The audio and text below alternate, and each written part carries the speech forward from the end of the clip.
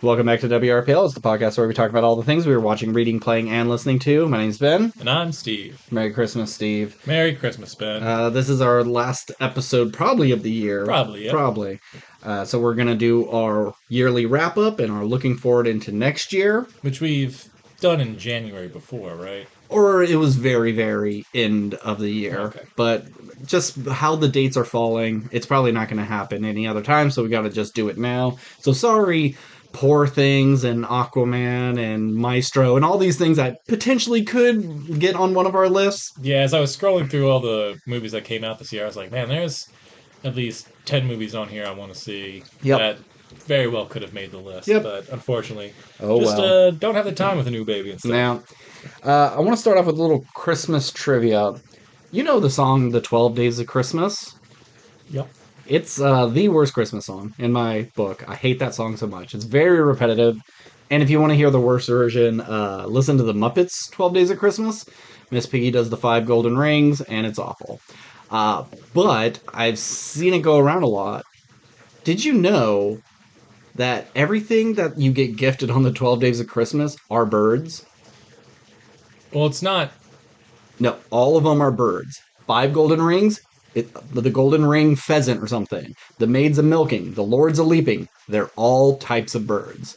Oh. There's not anything, because it's like, how do you gift like ladies dancing and especially the 8 maids a milking? Like, do you have cows for these maids to milk? Well, it's funny. You have so many birds. It's funny you bring this song up. Me and my wife were talking about this song not too long ago because she's reading a book or something where the thing is like someone is gifting her like she'll go home and there'll be a gift whatever, and as she gets these gifts she figures out, oh, it's from the song, but she is gifted 12 maids of milking or whatever it is, and it is actually like women who like are milking cows or whatever, and she does get like she gets the actual thing she says, yeah. Then it's like, and then he gets the last 4 and she's like, oh, so the last 4 are just birds, which is like, what are you gonna do with like 10 to 12 birds? Oh, it's more than that. Well, I know, like, I guess now I know that the actual song is all, but I'm saying, like, they're getting sure, what you think it is,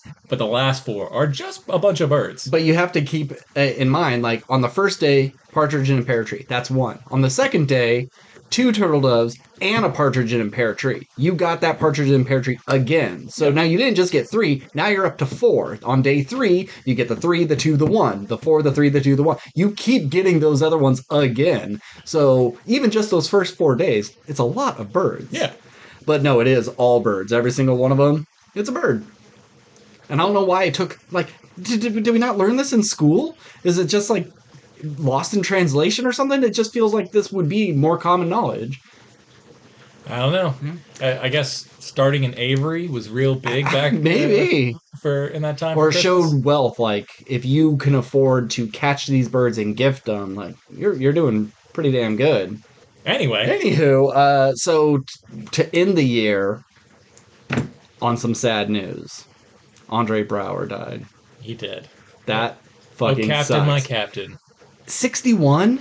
Like, that's, like, not far away from my age. Like, that's less than 20 years. I need more time. You might have more time. Maybe, or less, yeah.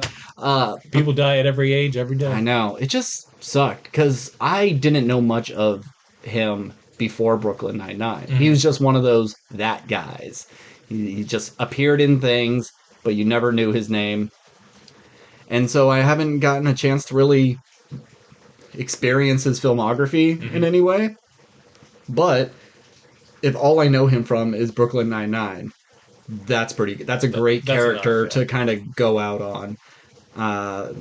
R.I.P. That really stinks. Yeah, one of our great character actors who never really, I think Brooklyn Nine-Nine kind of put him in the, like, oh, I know that guy category, but he's been working forever. Oh, yeah. And, I'm not super familiar with his work either, but he was on, I want to recommend Two People, Homicide, Life on the Street. It was a big deal in its time in the late 90s, early 2000s. It was like the precursor to The Wire. And he played a detective on that show. And I think I might have brought it up in the pod before, but there's an episode very similar to the Andy Samberg episode where they're interrogating the one guy. Oh, yeah. But it's him and Sterling K. Brown, right? Sterling K. Brown. Yeah. Yeah. Sterling K. Brown is on Hot Ones right now. That's interesting. But Andre Bauer is kind of like the best detective on the force on homicide. Like he's doesn't play well with others because he's just like the smart guy, and he gets paired up with the rookie cop who's once it's his first murder case and it's of like a little girl, and they have this guy and they're like so sure it's him, but they only have 24 hours to get a confession out of him, otherwise they have to let him go, and it's all pretty much just in this interrogation room of just two detectives who are just trying to break this guy down. And it's one of the best episodes of television that no one talks about because it's, 25 plus years old or however old it is. Yeah, sounds about right. Yeah. But I never finished the entire series of Homicide: Life on the Street, but I remember watching that episode and going like, holy shit, this is fucking television. Like, before premiere TV, before The Sopranos were on television, before The Wire, before Breaking Bad, like Homicide: Life on the Street was doing that shit before anyone realized how fucking special it was. Yeah. So Andre Bauer was fantastic in that. Was that episode the actual inspiration for the Brooklyn Nine-Nine episode? It could have been. You never heard it? I don't think. I think if you go on IMDb, they mention this is very similar to an episode with Andre Bauer where,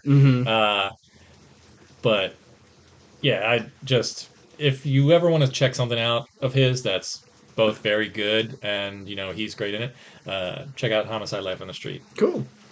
Well, so we don't end the year on all of our mistakes as the past like 2 episodes. Let's do a roll, Steve. Last roll of the year. Here we go. 16. Okay. Not bad. I'll take it. 10. All right. Yeah. I guess. Mediocre. Yeah, that's fine. It's not a failure. Pretty typical. Yep. It kind of sums up my year anyways. All right, so best of the year, worst of the year, looking forward to 2024. One of my favorite things, it's this meets that, and then our anniversary bracket. Love doing those things. All of the other episodes I do just in preparation for those things. So where do you want to start? Should we go TV, or should we do movies, get them out of the way, because they're our big thing. We love movies more than pretty much anything else. But we have so many other little things. I mean, we can start on little things. Let's start on little things. We'll do TV as like the mid thing, and then finish big with the movies. Okay, well, because we can start with biggest surprise or biggest letdown, or okay. I mean, really, it's biggest surprise, biggest disappointment, best scenes, best TV, worst TV, best movies, worst movies, and then it's all 2024 stuff.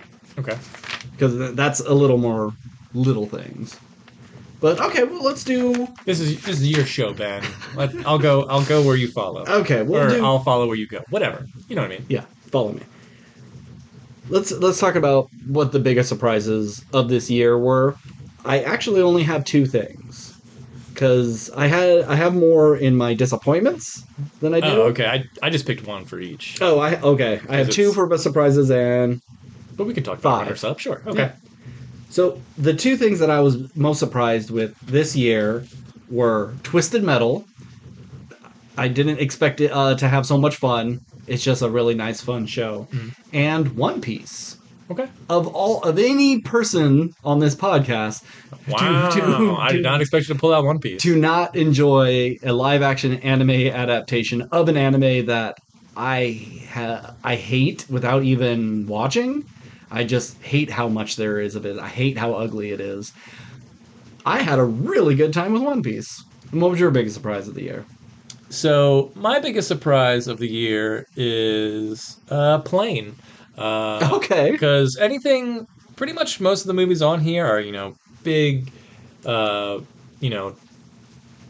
movies or what, or they're a movie made by a famous auteur. Yeah. And whether they're good or bad, you're not really surprised by any of that kind of stuff. But here's a movie that just from the name and the poster, you're like, this is a straight to DVD bin pile of garbage. I went into it. I don't even remember. I think it was just the only thing out that week and we needed something to talk about. So I was like, fine, I'll go see Plane. Yeah. had no expectations. I had no faith in this movie. And while on this podcast we say it's not particularly a good movie, Yeah. but I had a good time with playing. I think that there's some pretty well put together action sequences.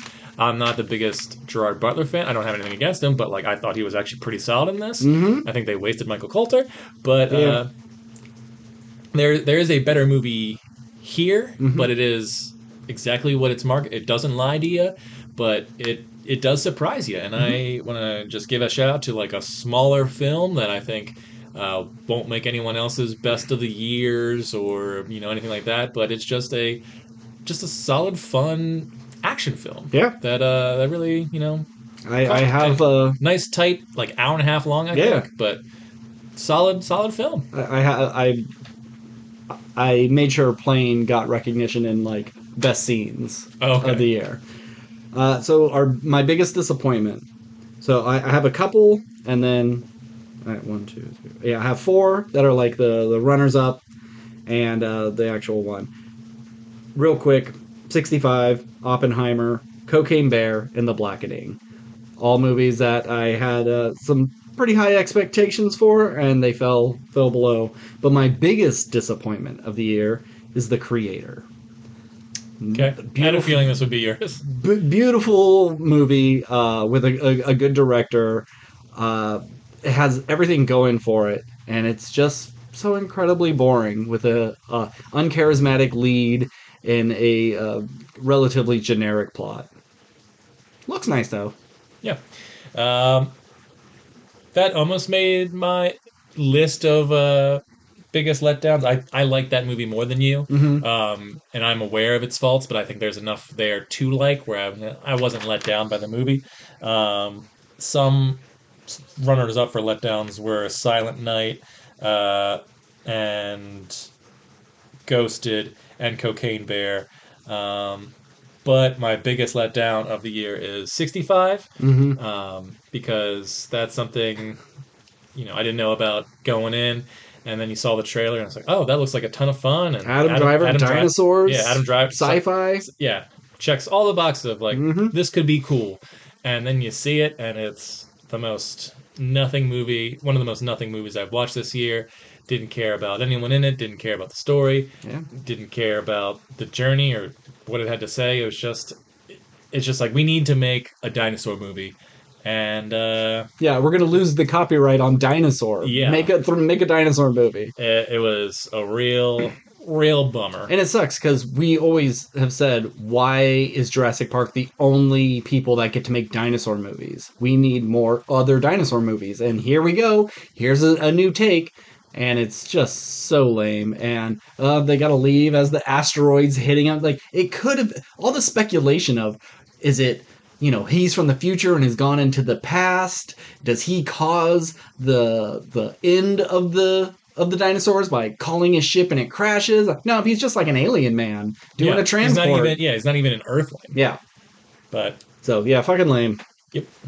All right, let's talk about some of our favorite scenes. I got a whole list of them. I don't have to talk about all of them. I think you should go first because you might remind me of some. I have, I think, 10. Okay. And I think it's like 5 from movies and 5 from TV. Okay, I went through my whole list, and if something popped out, great. I did it. I'm going to start off Last of Us, Episode 3, where the 2 men fall in love, spend their lives together, and then die. This is on my list. Yes.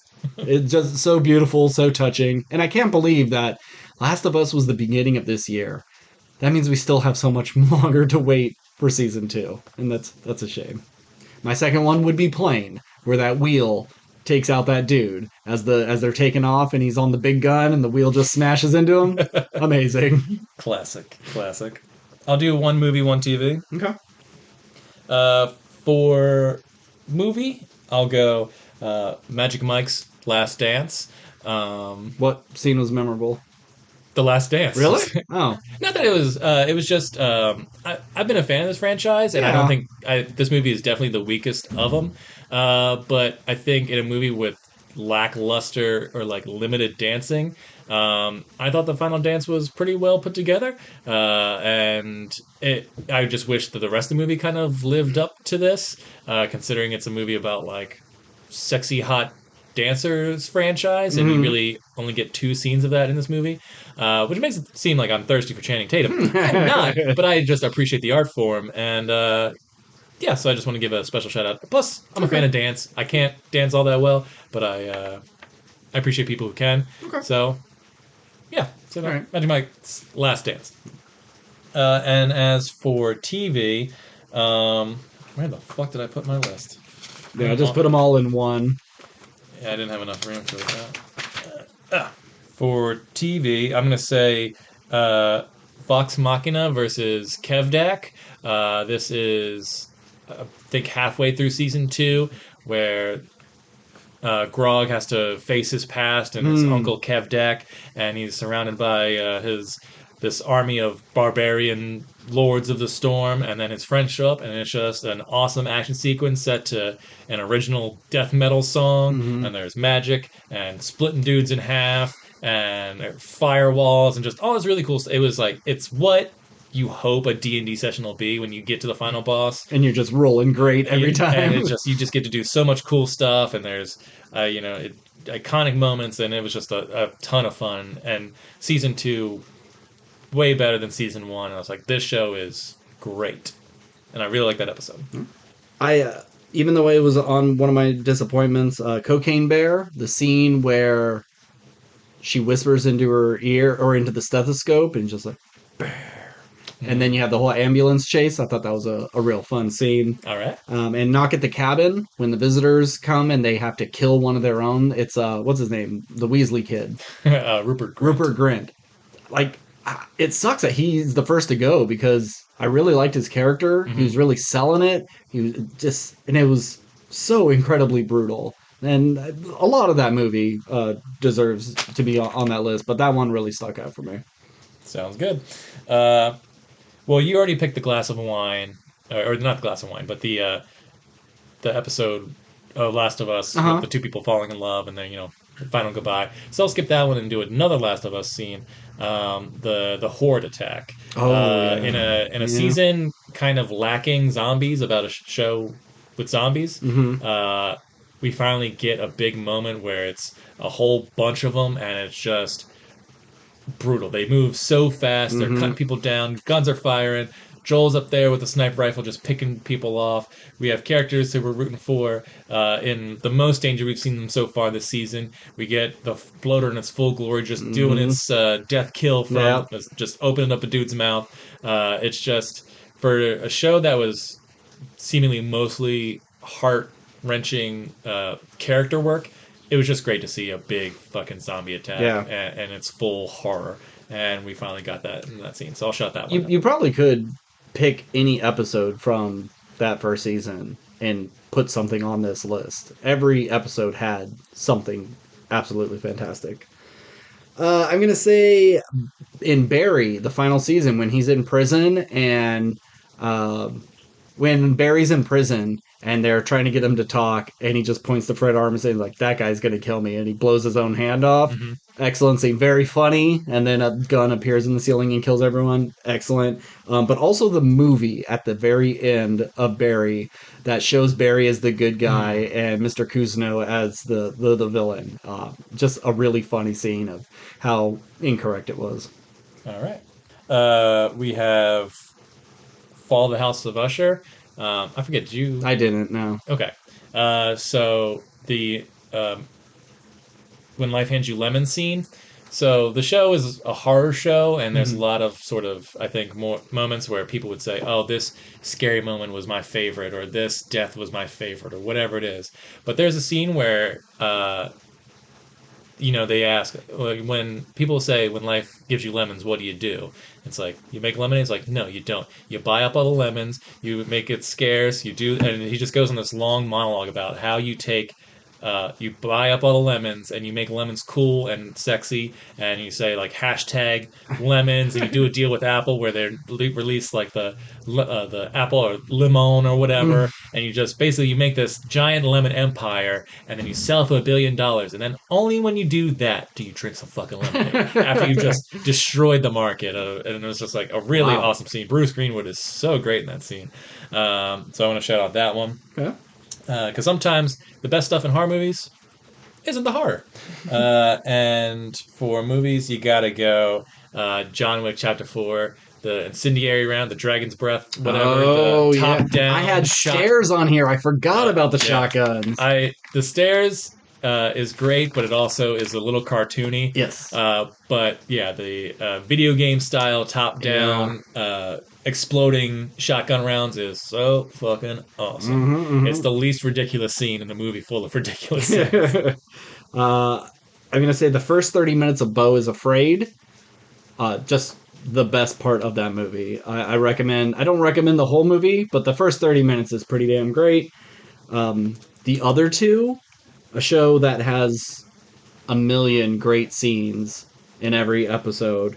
I would say probably anytime his boyfriend, who's the method actor, is on screen, is just some of the funniest stuff.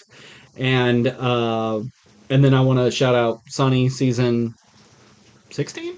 26? What is it? Whatever it is. The last episode is one of the best episodes of Sunny in a very long time. When Dennis like pulls the heart out and he's having the car trouble. Right. Just I totally forgot about Sunny this year. All right. Give me one more second. I got two more and then we can move on. Yeah, I'll do three more. So for a movie, you got you'll show people you can fly scene from Air. For a movie that is, not necessarily exciting. It's not big action sequences. It's not, it's just a bunch of A-listers kind of just talking about making a basketball shoe. I was never bored, and I thought it was a pretty entertaining film. But then, you get the long Matt Damon acting monologue at the end where he's talking to Michael Jordan and like why you should sign with Nike, and you're gonna change the world, and it's like it seems kind of cheesy because you can't imagine a real person making this speech. But as it's intercut with actual footage of the greatest athlete who's ever lived and how big he's gone, I don't know. It worked on me, and I thought it was pretty great. So I'm gonna give a shout out to that scene. And Ted Lasso, it's a tie, but I'll just go with the final montage of Ted Lasso where everyone gets their happy endings. I know a lot of people didn't love season 3 as much as season 1 and 2, but I think it ends just as well as you would hope it would, and you get to see it still gives you glimmers of like if the show continues, this is routes we can go, but if this is where it ends, everyone gets their happy ending, which you don't always get, which it's just a beautiful show that made me laugh hard and cry, and I miss that show very much. Yeah. You said you had 3? Yeah, and my last one. Now, this is a show that I've raved about, and honestly, there's probably 10 scenes from this season I could put on this whole list of best scenes I've seen. But I want to go with Richie gets his confidence in the bear. The episode, I want to say 7 of the season is just the Richie character, and for those who don't know the bear, Richie is your least liked character on the show because he's kind of a dick. He's kind of a loser. He's kind of a fuck up, and he gets a chance to work at this, the top restaurant in Chicago, and he's like, but you got to just scrub spoons, and he feels like he's kind of above it. And he's kind of shitting on it, and he's a character who he hates himself and he takes it out on other people. But it's here he gets to get his confidence, and he learns the importance of like working as a team and how he's not a loser and how he is competent. And it's the most beautiful episode of television I've seen this year, and it's just character work at its finest. And just in one episode, you went from my least favorite character to watch to the character I love more than anything. In 30 minutes time, you were my favorite character, and you didn't revert. and that could be a thing that happens in the next season. But for the remaining 3 episodes of the season, you were so fucking good. It's character growth, and it doesn't feel cheesy or unrealistic. It just works, and it's beautiful, and it's the best show on television. And I need more people to watch The Bear. It's on my list. Yeah, I gotta watch Fargo before I watch The Bear. My last two, both animated. Ninja Paparazzi from Scott Pilgrim, amazing. That almost made my list. And then the final fight of Adam Eve on the freeway fighting the siblings. It's just some of the most beautiful animation and really inventive, creative ways of fighting when you can manipulate anything. Let's do TV. TV? Best, worst TV. I only have 3 worst. Because this was the year that I discovered I don't have to watch everything to the very end. So I have a lot of things that I dropped, whether it was good or bad. I just never got around to watching it. But do you want to do the good or the bad first? Well, I only have one bad because unlike you, don't. Yeah. I never want to give show. It's like I don't want to shit on a show that I just was like, oh, it was fine if I watch it, because I don't think there really was anything where I'd watch. If I don't like it, I'm just going to drop off. Okay. There's only one show that I'm currently watching that I know is my least favorite show of the year because I hate it. But at this point, I'm just going to finish it just so we can talk about it. Yeah. So my worst of the year is Monarch Legacy of Monsters. This show fucking sucks. It's so boring. There's nothing interesting happening. I don't like any of the characters. The stuff in the past, because you kind of have 2 different timelines going on, that stuff is vaguely interesting with characters I can kind of get behind. But everyone else in this show is just pissy, moany, whiny people who are just like, we got to do this thing. And guess what? There's also not much Godzilla in this fucking show, which is what I knew it was going to be before we even started the show. And it's going to be a show that's going to give you hints of monsters, but you're never going to get a big thing. And the final episode's going to have like the big final showdown probably. And you're going to go, wow, that was so cool. I'd watch season 2. But like at no point do I feel like the show is connected to the other Godzilla properties, even though it clearly is. Yeah. Well, what you haven't seen in the new one is they're talking about how, we saw these things that led to G-Day. Now we're seeing these things to lead up to something even worse. And that's going to be Godzilla King of Monsters. Yeah, that's the name of the movie. Godzilla King of Monsters with Ghidorah. Oh, so this is a prequel to Ghidorah? Yeah, this is only after first Godzilla. That's right. So that makes it even worse. I thought this was like after the Ghidorah stuff, and they just the main stories like. No, well, my experience with G-Day is the main. No. Okay. Well, fuck that then. Yeah, the show is bad. I'm 5 episodes in, only 6 are out currently, I believe. And at no point am I finding any joy in this show. And you might be asking yourself, well, Steve, why are you still watching it? That's a good question, because like I said, I am happy to drop off. But, I think it's good for my mental health to, if you're only eating candy, you don't appreciate candy. You gotta try some other. Yeah, you gotta eat a potato once in a while. You gotta eat a potato once in a while to go like, oh, you know what? I see why I like candy so much. Yeah. So this is my one hate watch of the year. I will finish a show called Monarch Legacy Monsters that doesn't have Godzilla in the title. And because everyone knows our favorite part about Godzilla films is the government agency investigating them, even though like we're not teamed with anyone really associated with Monarch. Yeah. It's about people who are like running into him, I guess. Yep. And then getting let go by them. Yeah. All right, well, I'll You got me all worked up. So I dropped a bunch of shows that I didn't finish, like The Big Door Prize, Fired on Mars, Animal Control, Shrinking, The Ark, Mayfair Witches.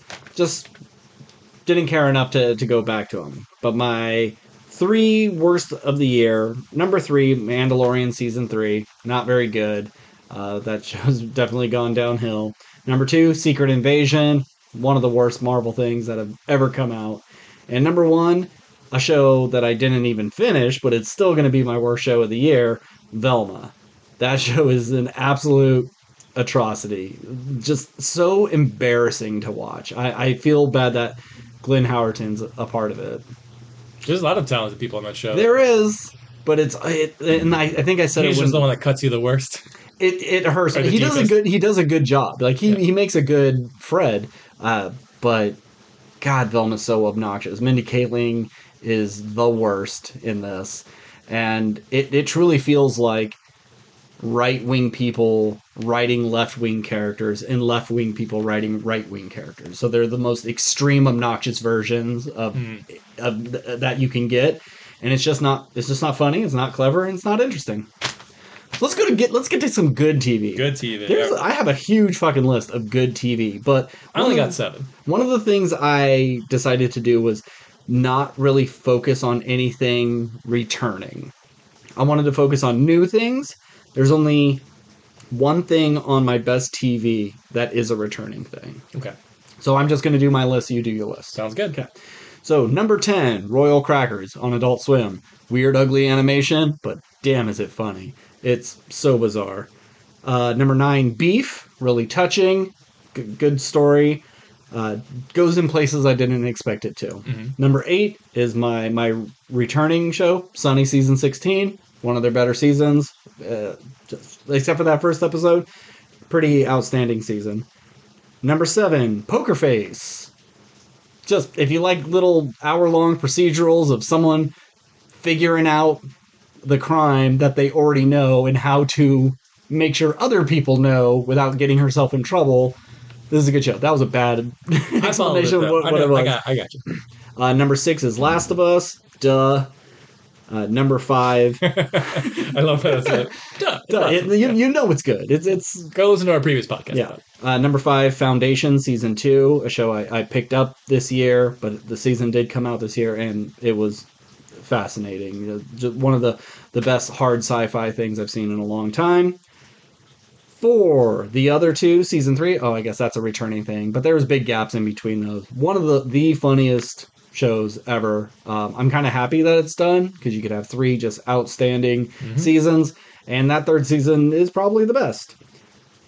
Number 3, Silo, Season 1. Now, I talked a lot about how much of the hard sci-fi I like.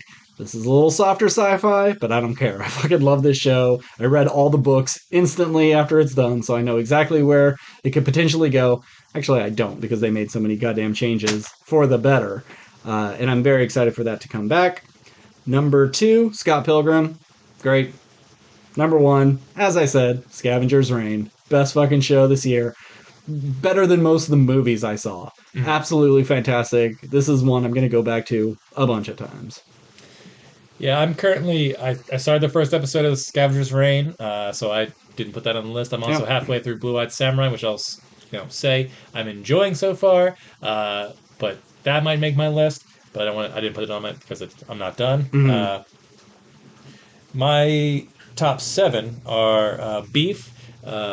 Really enjoyed the show. I think Ali Wong and Steven Yeun are just fantastic all the way through. Yeah. Characters who are, you root for in one episode and hate in another episode, and then flip-flop, and you go back and forth, and you get why for each character.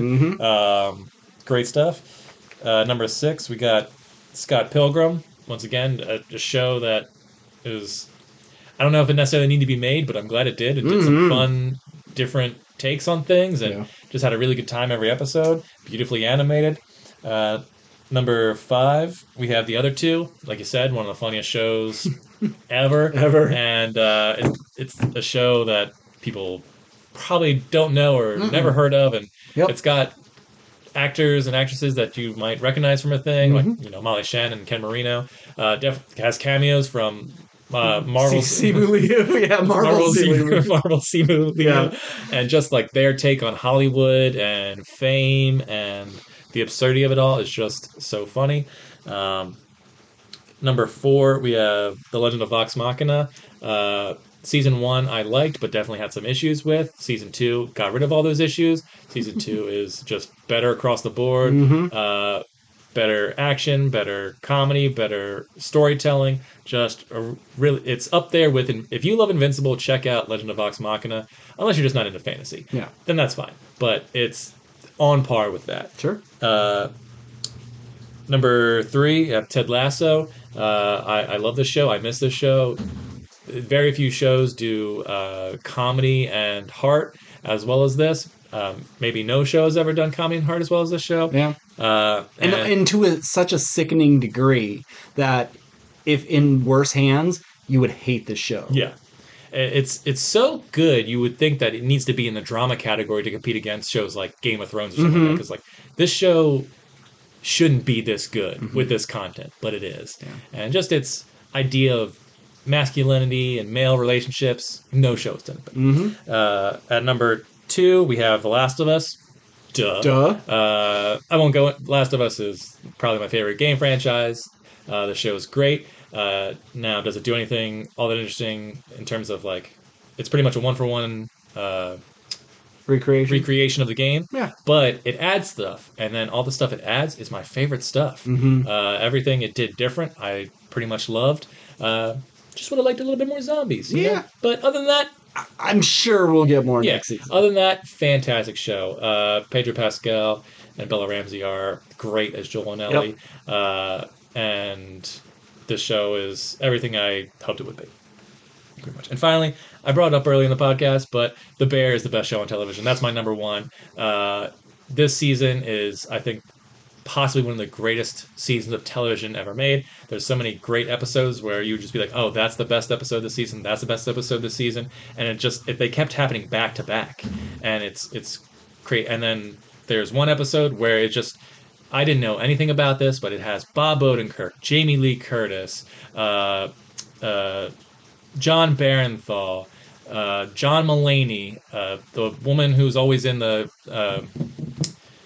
American Horror Stories. The which one? I know. Ellen Burstyn? No.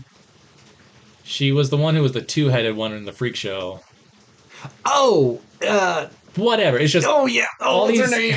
You're asking me though. And it had how can I forget Britta, but she was the worst. But it's just all these characters, all these actors who came in for this just one episode, and it's just like, how the fuck did you get all these people? Because they all saw season 1 and said, I want to be a part of it. And that's just the power of how good this show is, where like it's a show about people cooking in a shitty restaurant, but everyone going like, no, there's something special here. And so they got all these Emmy-winning, Oscar-winning people to come in and just kill it for one fucking episode, and that's not even my favorite episode. Wow. So it's. Well, get to it, Steve. Leave me alone. It's the best show, Ben. Watch it. I'm hyping it up so much. I think you're just gonna be like, it's fine. It's fine. There's some good stuff, but I can't get into it. I see little clips on TikTok, and it makes me laugh. There's one about like, what's his face, who was in Andor and Girls. He's that guy who I can never remember. He's rumored to be the Thing in Fantastic Four. He was in Punisher. He was Microchip. Or Micro. Shit. Okay, you remember Andor, right? Let's not look him up. Don't look him up. Okay, sorry. I missed the Andor thing. Who did he play on Andor? He was in Andor, okay, episodes like 4, 5, and 6 when they're doing the heist. He was part of the heist team, and he was the one that's like, hey, Andor, why don't we just take the money and fuck these guys? And Andor shoots him. Come on, Steve. You know who I'm talking about. Yeah. Okay, yes. That guy. What's his name? That's Richie. That's the guy. That's Richie? Okay. Yeah, that's the guy who I love. Yeah, there's a sketch of just like, I guess they're making hot dogs for a kid's birthday or something. Okay. And it's just like, did you bring the ketchup? No, I didn't bring the fucking ketchup. Who puts ketchup on a hot dog? And I was like, okay, fuck this guy. Yeah. Season 1 Richie is the worst, but season 2 Richie is the best. So. All right, let's get to movies. Cool, let's get to movies. You want to do worst again first? Do we want to do any of the small categories of like biggest flop? Oh, I mean, that's prediction. That's looking forward. But we can talk about last year. No, we'll do it when we talk about the flops and stuff. Well, I did a little bit of homework about. So you want to save all the future stuff for last? Yes. I guess that makes sense. And we'll talk about what the flops and stuff that we predicted last year when we talk about them for next year. Copy that. Okay, so worst movies? Worst movies. Okay. I was very surprised. My worst movie list is as long as my best movie list. I put everything I like and everything I don't like, and then I start narrowing it down. Did you happen to count how many movies you watched this year? No. Okay. I did. 41. Oh, okay. For somebody who just had a baby. That's still pretty good. Not too bad. Yeah. My year-long pass paid for itself, so it really it's all good. So, Yeah, normally I just have, you know, almost like 10 of the bad movies, but because I saw so much more this year, I I would have skipped a lot of these things if I had to pay out of pocket, but Mhm. because we have the pass, I'm going to go take the risk. So there's plenty of runners up, honorable mentions on here, but we'll just do the top 10. Number 10, Silent Night. Total wasted potential and boring. Yep. Number 9, Hypnotic. Movie made 20 years too late. This should have came out the year after Inception, so Mhm. people could go, "Oh, okay, you're just trying to copy off Inception." It's so piss poor this many years later. Ridiculous concept, and like Robert Rodriguez, just I listened to a podcast episode of How Did how This this Get get made. Made, where they It's a talked about it. perfect movie for that. Yeah, It's I didn't see the movie, but them talking about it made me laugh. it's pretty pathetic. Number 8, Transformers: Rise of the Beasts. It's a Transformers movie. It's got to be on the worst of the year. There's no good ones. I mean, like Bumblebee's fine, but if I had to put that on a best or a worst, I'd still put that on a worst. Fair enough. 7, Fast X. Terrible series. Fuck this series. It should be done. They got 3 good movies, maybe 4. All the rest are pretty terrible. Why does anybody care anymore? And I don't think they do because I don't think it made that much money. Number 6, Retribution. What's Retribution, Steve? I brought it up on the podcast. Retribution is. Give me who's in it. If I tell you, that's okay. Here's your clue. If I tell you who's in it, that tells you exactly what type of movie it is. Is it Jason Statham? No, it's Liam Neeson. So Oh yeah, Retribution. Yeah, he has yeah. to sit in a car the whole time. Yep, I do remember. Absolutely Yeah. boring. Okay, yeah, I do remember. Number 5, very fitting. Five Nights at Freddy's. Okay. Number 4, Expendables. So also fitting. Number 3, Exorcist Believer. We had a pattern, so I thought maybe Exorcist Believer number 3. That's really funny. Number 2, 65. Missed opportunity. It should have been 65, Five Nights at Freddy's. Yeah, but it's way worse. I know. It needs to be at number 2. And it would be at number 1 if it wasn't for Skinamarink. I said it when I first saw it. It would be my worst of the year. It absolutely holds up as the worst of the year. And I know it was technically a 2022 release, but it didn't get wide release until 2023. I'm counting it. I saw it. Give me a hard time for. Absolutely, but this is me I'm talking about, so I'm going to give myself leeway. You and your double standard. Anyway, go ahead. It's just the absolute worst. And anybody who says it's good, they are the worst, most pretentious sort of film critics, especially horror film critics. You can't actually like this movie. You could like parts, you could like 15 minutes of it, but you cannot watch this all the way through multiple times. If you do, you're just trying to prove that you're above it all or you get it. This is absolute shit. All right. So I haven't seen as many movies as you this year, and the ones I did see that I could possibly make the worst weren't really enough to where I'd go like, I don't want to like shit on these movies because they don't really deserve it. Mm-hmm. So I only have 7. Okay.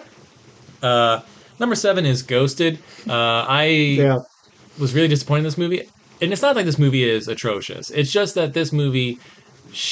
I wanted it to be so much better, and it's just seems so lazy. It's like it's 2 leads who you and I both love. Yeah, it's hard seeing your boy go down in flames like this. They both these actors deserve better, and it was almost my most disappointing movie of the year. Anyway, number 6 is Strays. Better than I thought, but still bad. Did not enjoy this movie at all. All the jokes were low-hanging fruit. It's every raunchy movie, but where it's like there's farts and drugs and piss and sex. Yeah, right? It's all that stuff, but with talking dogs. And I can't believe this movie, like a movie like this, still got made. Yeah. But it feels very much like the what's the wiener food one? Sausage Party. Sausage Party. It just seemed like why. Why are you doing it? It just seemed like someone said, okay, what can we add adult version of? I'm like, well, what about like a Homeward Bound? But, adults, like if the dog said fuck. Yeah. Oh, okay. Well, what if it was a Pixar movie? But at least in the Saul's Pixar Party's defense, it was funny. it was funny. Yeah, I think there's some really good. I mean, that movie's a bunch of different puns. Yeah. I'm a sucker for puns. Yep. And it is also just like piss and farts and sex and shit and stuff and drugs, but I think it's executed by the people who do that the very best, well, which is like the Seth Rogen team. Yep. Anyway, number 5 is 65. We talked about 65 already enough, so we don't need to talk about it. Number 4 is Ant-Man and the Wasp: Quantumania. Don't blame you. It's not, maybe it might not be the worst thing Marvel's ever put out, but by God, worst Marvel thing you saw. This and the back-to-back of this and Thor, 4, whatever it's fucking called. I don't remember. Love and Thunder. It made me quit the Marvel Universe. Thor 4 more Thor. Yeah, it made me quit the Marvel Universe, and I don't care. I didn't see the Marvels this year. This is the first MCU movie I didn't watch. Yeah. I skipped. Look what you did, Ant-Man. I skipped several of the shows. Yeah. I just I don't care. Number 3 is Five Nights at Freddy's. I knew going to this movie I didn't expect anything good about it, and it didn't change my mind watching it. Yeah. This movie is boring. It's not funny. It's not scary. It's not well thought out. It's not actiony. It's not clever. It's nonsensical. Yeah. I didn't understand what it was trying to be, or it was. This should have been like a fan film, and I would have given it a lot more leeway. Yeah. But this was a big budget movie with somewhat recognizable people in it. Yeah. And big, huge disappointment. Number 2 is Silent Night. Interesting concept that I could get behind, but just poorly executed from a more renowned director, who's this quote unquote his comeback movie into America, and just did absolutely nothing.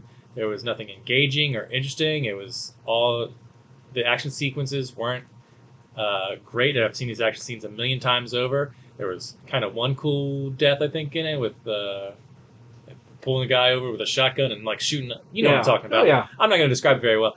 But this movie, not good. Could have been a lot better. Wasted concept. Poor Joel Kinnaman. He picks the right movies, but they just don't turn out good. And it's like, oh, he's going to be the new RoboCop. Yeah, the new RoboCop. I bet he was like, fuck yeah, I'm the new RoboCop. And then that underperforms. Okay, that sucks. Everything he's in, except for All Mankind. That shit's awesome. At least he has that. I also recommend The Killing that he was on. That was like his first like breakthrough role. He's very good in that show, and I like that show. People gave the second season or the first season a hard time because they thought it was going to wrap up in season 1, but the case was 2 seasons long. But season 3 and 4 are great. They're even better than season 1 and 2, I think. Okay. Check out The Killing, guys, if you're interested into like a slow burn cop drama where they're investigating a case. It's good stuff. And number 1. Oh, and number 1, you probably saw this coming. It's The Flash. This is I didn't even make my honorable mentions for worse. I fucking hate this movie. This movie is everything I hate about big budget, overly produced Hollywood movies where you're talking about the death of superhero movies and superhero fatigue and all this shit. It's like this kind of movie that gets made where you're just like, yeah, I get it. Whether that's true or not, this is bad filmmaking, bad storytelling, bad character. There's shades of something that there's parts where I'm like, I almost like this, but then it is immediately undercut by whatever follows or precedes it. That I'm like, know what? Nah, this is dumb and fucking stupid, and I don't. The only thing that's good in this movie is Supergirl, who she's not a good character because she barely speaks or does anything. It's just her costume looks great. Yeah. That's the only compliment I give to this movie. Everyone's like, well, but Keaton's back, and Keaton's really... He's doing the shit that the Ben Affleck Batman was doing. It's just in his old suit. Yeah. I don't care about old man Keaton. It's doing this cross-universe bull. It's all cash grabs and bringing George Clooney back. Like, come on, people, give me a fucking break. This movie is a slap in the face to people who like movies, people who like comic books, people who like ongoing multiverse story, who people who like storytelling, this movie is offensive too. They just slap in the face to everything that is holy. Slap in the face of actors who did these roles, and then they bring them back from the dead and CGI their faces. Oh my god, that should have been one of my worst scenes. If there's a worst scene of the year, yeah, we haven't done worse scenes. Yeah, that I don't even. I'm sure there's something else. The babies. No, the baby's actually kind of funny. Okay. It's a bad scene, but it's kind of funny. But yeah, this multiverse, like, look, all the universes are colliding, and you see the Nicolas Cage bullshit mixed with the Christopher Reeve. It's like, it all just looks terrible. Yeah. Like, that's probably my least favorite scene, because it's just, hey guys, this is cool, you get to see this, right? It has nothing to do with the movie or connects in any sort of real way. And they don't even there's no Brandon Routh, there's no Dean Cain, there's no Tom Welling Smallville. There's none of that. There's none of there was a Flash TV show that Ezra Miller was on as the Flash. Why isn't he in this section as well? They picked like 4. It was like old Flash that was just a CG replacement, Superman, Supergirl, Nick Cage Superman, and what was it? 60 69, 65 Batman. This movie sucks. I liked it. Oh god, you're the worst. I'd watch it again. I really would. I've seen it pop up and like, I'd watch it again. You're a sadist. But at least I can fast forward through the really dumb stuff. But I like Barry meeting Barry and getting him on his own nerves. It's like there's a lot of good stuff. The running joke. Okay. I like the running joke. It's a running joke and it's a joke. All right, let's talk about best of 2023. I'll go again. Got a nice big list. I'm sad I had to leave some of these things off. Do you want to do like your top 6 and then... Or we could go back and forth. 10, 10, okay. 9, 9. We'll do it that way. Okay, my number 10. Best movie of the year. Barbie. Delightful. Well, thought it'd be higher for you. All right. My number 10 is The Creator. Once again, I haven't... Relax, all right? Once again, I haven't seen as many movies as you, and there are a bunch of movies I didn't see this year. This movie almost didn't make the list. But when it comes to my top... Stop with your face. When it comes to my top 10, it's really only like the top 3 to 5 I really care about. The Everything other else. 5 is just like interchangeable to me, typically. But I like this movie more than you do. I think that there's enough excellent filmmaking and special effects and everything to where it's one of the rare occasions I can overlook a lot of things, because I think I'd much rather have this movie get made than something like The Flash, sure. which, I agree. It's original. It's not based on any sort of It's kind of original. Well, it's not based on any... It's not based on anything, property. But it's not that original of a story. Well, nothing's ever that original anymore. My point is that it's like, if you want to see new original stuff get made, you got to go see... and support original filmmaking. Sure. I think this is it. So, The Creator's my number 10. Okay. Number 9, No One Will Save You. We had 2 movies where nobody talks in, Silent Night and this. And this is, it just makes more sense for this. By yourself, have to be quiet, alien invasion, very spooky stuff. It came out of nowhere. Love this movie. Yeah, that might have been my number 11. That was a nice little surprise. My number 10 is... Your number 9. Sorry, my number 9 is Leave the World Behind. Okay. A movie I watched the trailer 10 minutes before I started watching the movie, because you were like, hey, I'm watching this movie this week. Why do you watch a trailer right before you're going to watch a movie? Because sometimes I want to know what I'm getting into. No! If you're going to watch it anyways, just fucking watch it. Sometimes it helps, sometimes it doesn't. All right. But pleasantly delighted by this movie. Surprised. We talked about it on our last podcast episode. We both really liked it. It's very simple in execution, nothing too big or fancy, but just really, really well done and kept you engaged the whole time. Number 8, Totally Killer, a fun time travel movie about a girl trying to save her parents from getting killed from a killer that stalked the town 20 years or 30 years earlier. It's Kieran Shipka? Yep, sure. She's great. She's really fun. There's a lot of fun jokes in this, and it's just in the vein of your Happy Death Days and your freaky and all. You take a concept and you slap some horror on it, and it was very successful. My number 8 is Dungeons and Dragons: Honor Among Thieves. I think you like this movie a little bit more than I do, but just fun, good time. likable characters and a fun little heist set in a fantasy world and plenty of references to a game I enjoy. It's a good watch. My number 7 is When Evil Lurks, the highest rated horror movie on my list. It's an Argentinian film. It's disgusting, absolutely violent and horrifying, and just a different take on possession movies. And I dug every second of it. All right. My number 7 is Mission Impossible: Dead Reckoning Part 1. It's lower on the list because it's not really a complete film. It's just number 6, right? Or is it number 7? Number 7. No, I mean Mission Impossible movies. Oh, number 6. Okay. Yeah. No. See, Well, there's 1, 2, and 3, and there's Ghost Protocols 4, Rogue Nations 5, Fallout 6. So this is 7. Okay. Anyway, Dead Reckoning Part 1. Lots of fun action sequences in this movie. This is a franchise that I can't believe how long it's been going, but it still pushed the bar. And there might be parts where they're like, this is kind of dumb, or this is silly, or like this wouldn't be possible.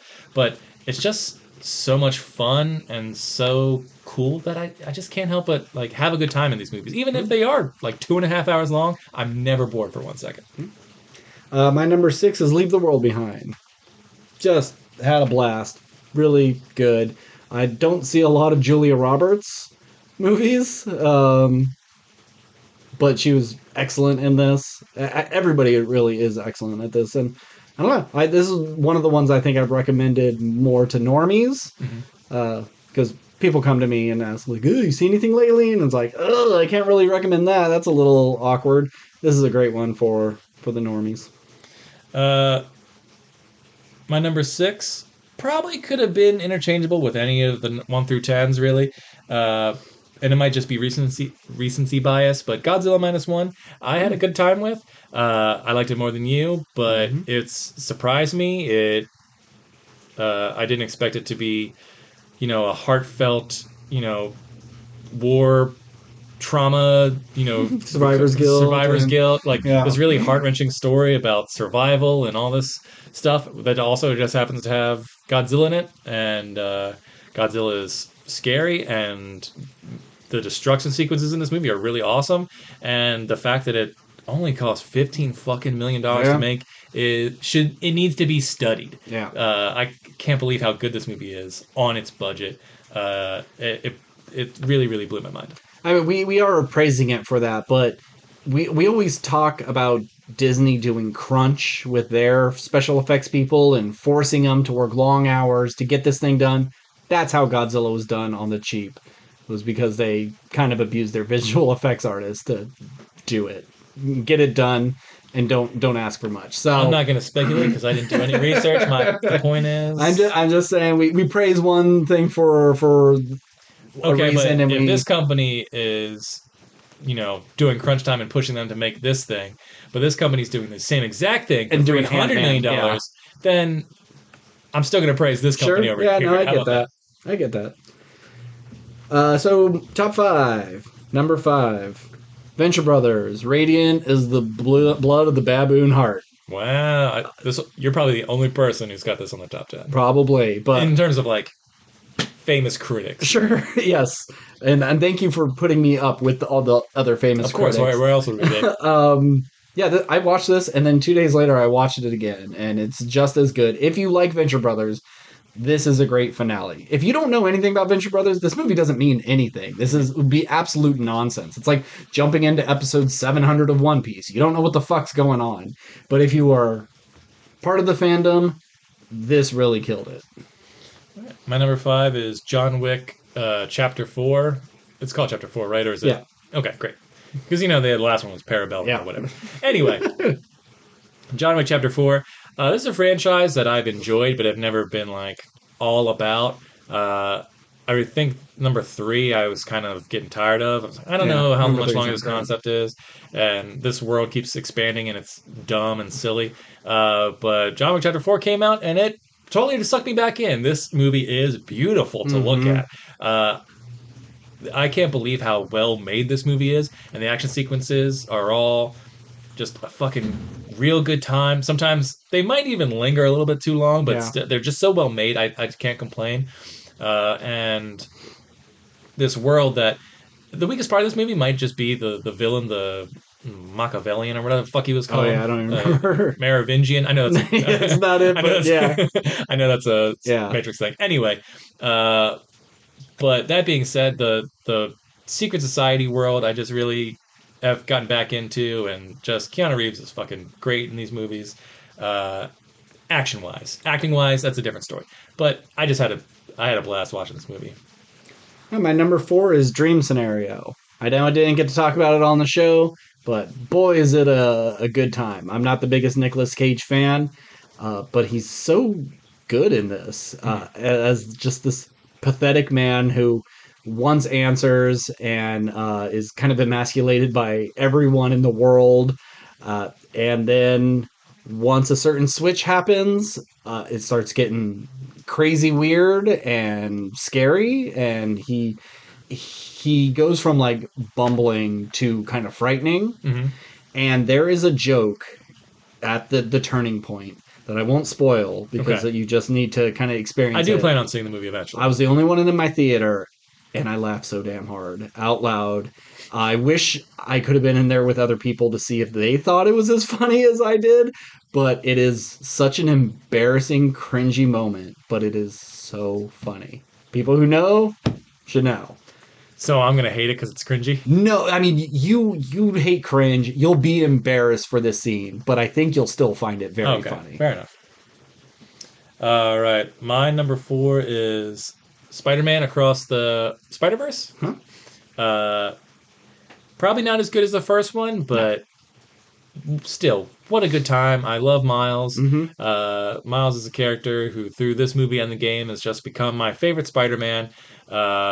Really fun ways to do different animation styles and introduce new Spider-Man. You brought in Donald Glover as the Prowler. Great. Cool. All it's got all the stuff you want in a movie that can do anything, and it does everything, and it does it pretty well. And the only thing really holding it back is that it's once again part one of a two-part thing. It's like I want to see the full movie, so I'm very much looking forward to the third one. But shout out all the Spider-Man out there. My number three is Guardians 3. Best Marvel thing that came out this year, and probably top 5 Marvel thing ever. I was shocked how good this was. I saw this twice in the same weekend. I liked it so much. All right. My number three is Bottoms, a comedy that kind of came out of nowhere, a small little indie project with a bunch of up and coming young actresses. The most famous probably being Ayo Edebiri. I'm sorry, Edebiri, yeah. if I butchered your name, from The Bear. It's But always the bear with you. yeah, Bear, man. bear, bear. I'm just saying. But yeah, very, very funny. Silly concept that you could pick apart and go like, what school would do this? What other school Yeah. is legitimately trying to murder other people just for the sake of like a prank? And more murders happen. But at the end of the day, it's just a really fun teen comedy that's just silly and fun and just filled with talent. And you're just like, I want to see what these girls do next. I'm gonna sneeze. Maybe not. All right, my number 2. Okay. That was comedy gold. That was perfect timing. Well, I'm gonna cut it all out. Yeah. So, my number 2. Please don't destroy the treasure of Foggy Mountain. The funniest thing I've seen this year, hands down. Everyone I've recommended it to has come back to me the next day and just gushed about how much they loved it. And it seemed like everybody has their own favorite scene. Like, I really like the moment with the hang gliding and the penis. I really like the bird, and I like the walnuts. I haven't laughed this hard in a very long time. I don't want to say since like the South Park movie. That's like Jesus. that's like the hardest I've laughed, like really, really hard, and I laughed really, really hard in this too. There's plenty of comedies that I like, and I go, and it's like that was pretty funny, but that's all I do is, Yeah. I was belly aching? No, that's complaining. Your gut busted. My guts were busted with this movie. All right. My number two is Barbie. As I sat on this movie, I kind of realized how much I actually liked it. It's sweet, it's funny, it's a good time, it's simple, it's got some things that once again you could like pick apart. It's not the greatest movie in the world, but in terms of like filmmaking and good timeness, it's a really good blend of both. It's just a movie that you can tell was like made with love and good intentions and all that stuff. Oscar-worthy performances by Gosling and Margot Robbie, which you would never think for a Yeah. Barbie movie. Yep. But this is just a credit to Greta Gerwig, and just when you put a good director, even with material that might not be good, it's the artists who work on it that can make a property good. Mm-hmm. And I just had a blast with this movie. It was one of the two movies that I think this year where I just had a great time all the way through. And that last one will be my number one. Yeah, which I'm sitting here thinking, what is Steve's number one this year? I'm thinking, what's your number one? And Once you say it, I'll be like, oh, of course. I think I know what it is now, and I'm not very happy with you. But my number one is Dungeons and Dragons: Honor Among Thieves. This movie fucking rules. It is so much fun. It's just joyful. You like every character, and like we were talking about Wonka earlier, and how like I don't like the Oompa Loompas, and like Hugh Grant is not a good Oompa Loompa. But just earlier this year, he's that whatever that character's name was, and he was so good in it. He was excellent for that part, and day and night. But anywho, I've rewatched this movie twice since the theater. I can't say anything bad about it, really. It's one of the most funs I've had in a very long time.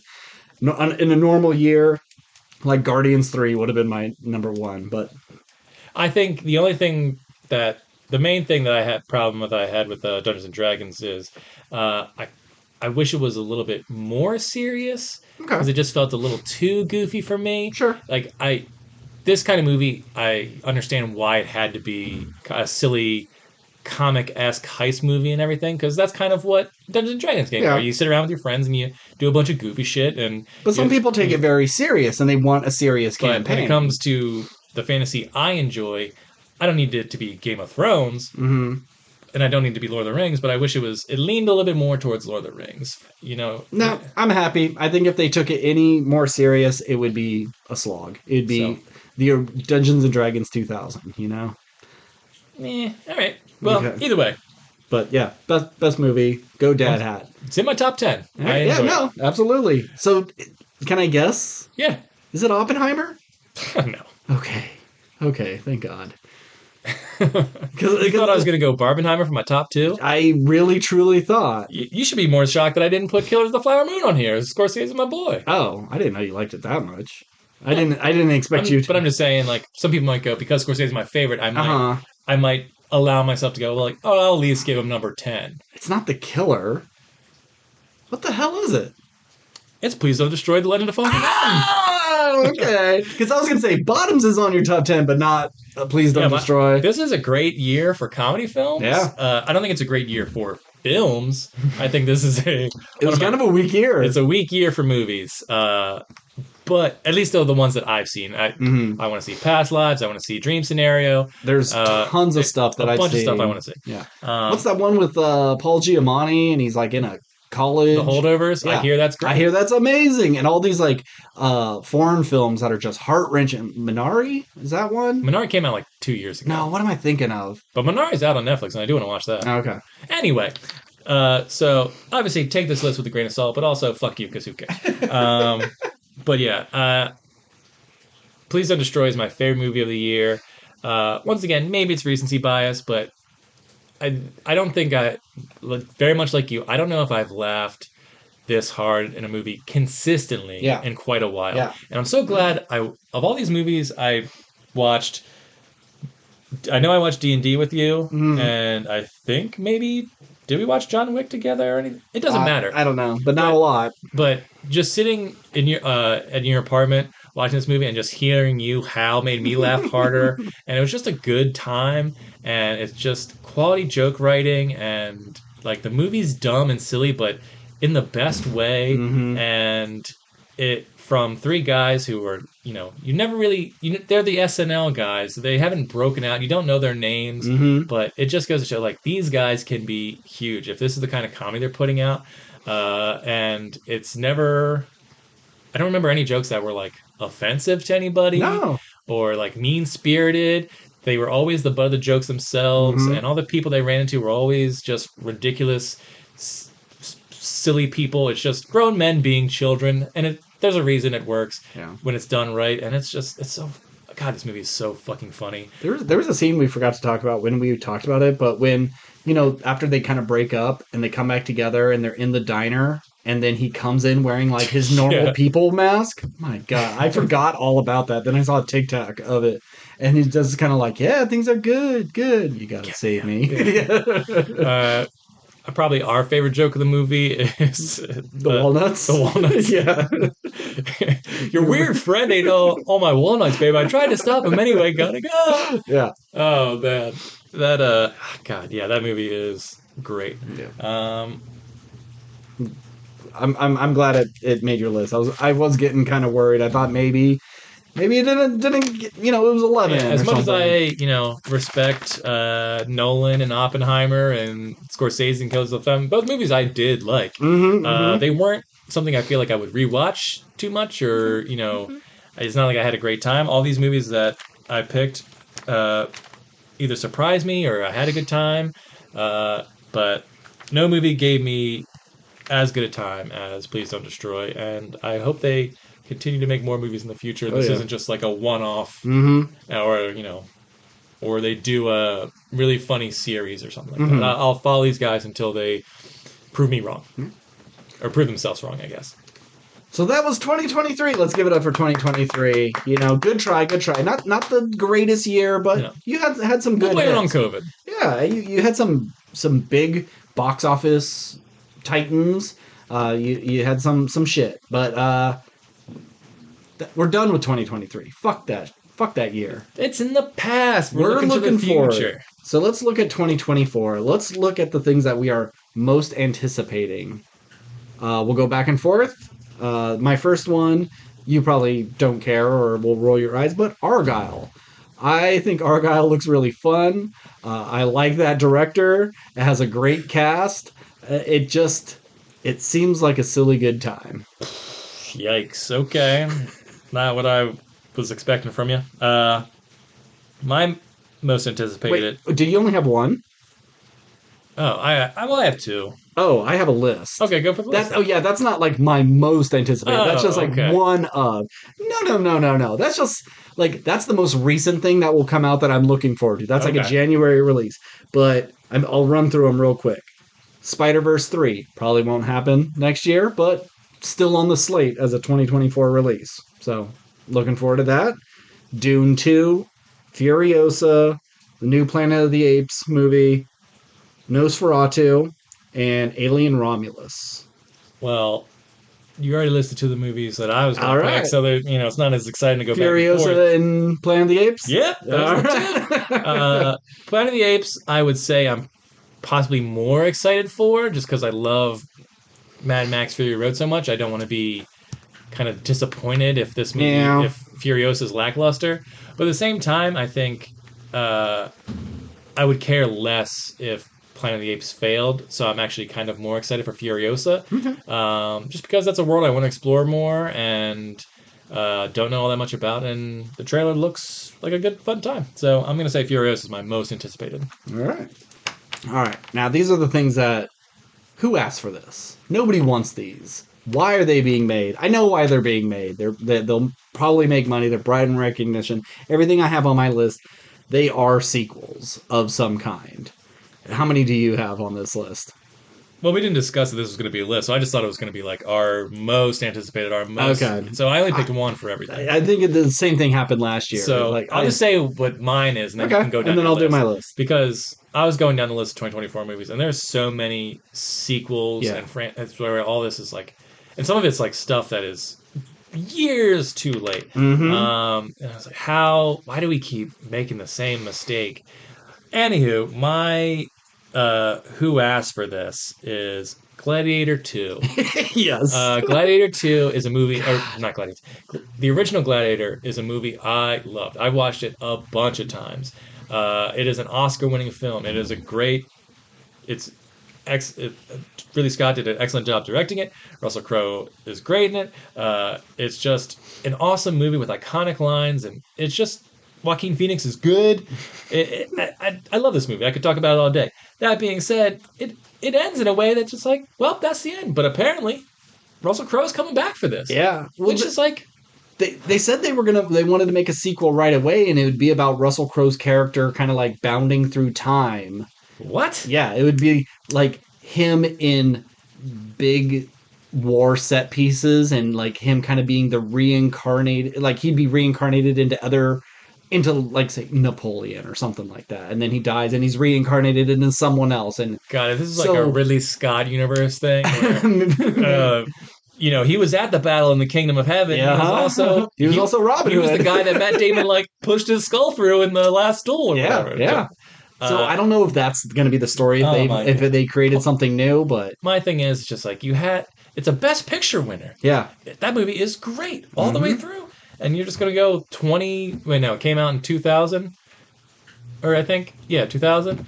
24 years later, you're going to go like, no one needs a sequel. This thing. Yeah, that's like going. You know what we're going to make now? Casablanca 2. Yeah, don't do that. Fuck off. The Sound of Music 2. Yeah.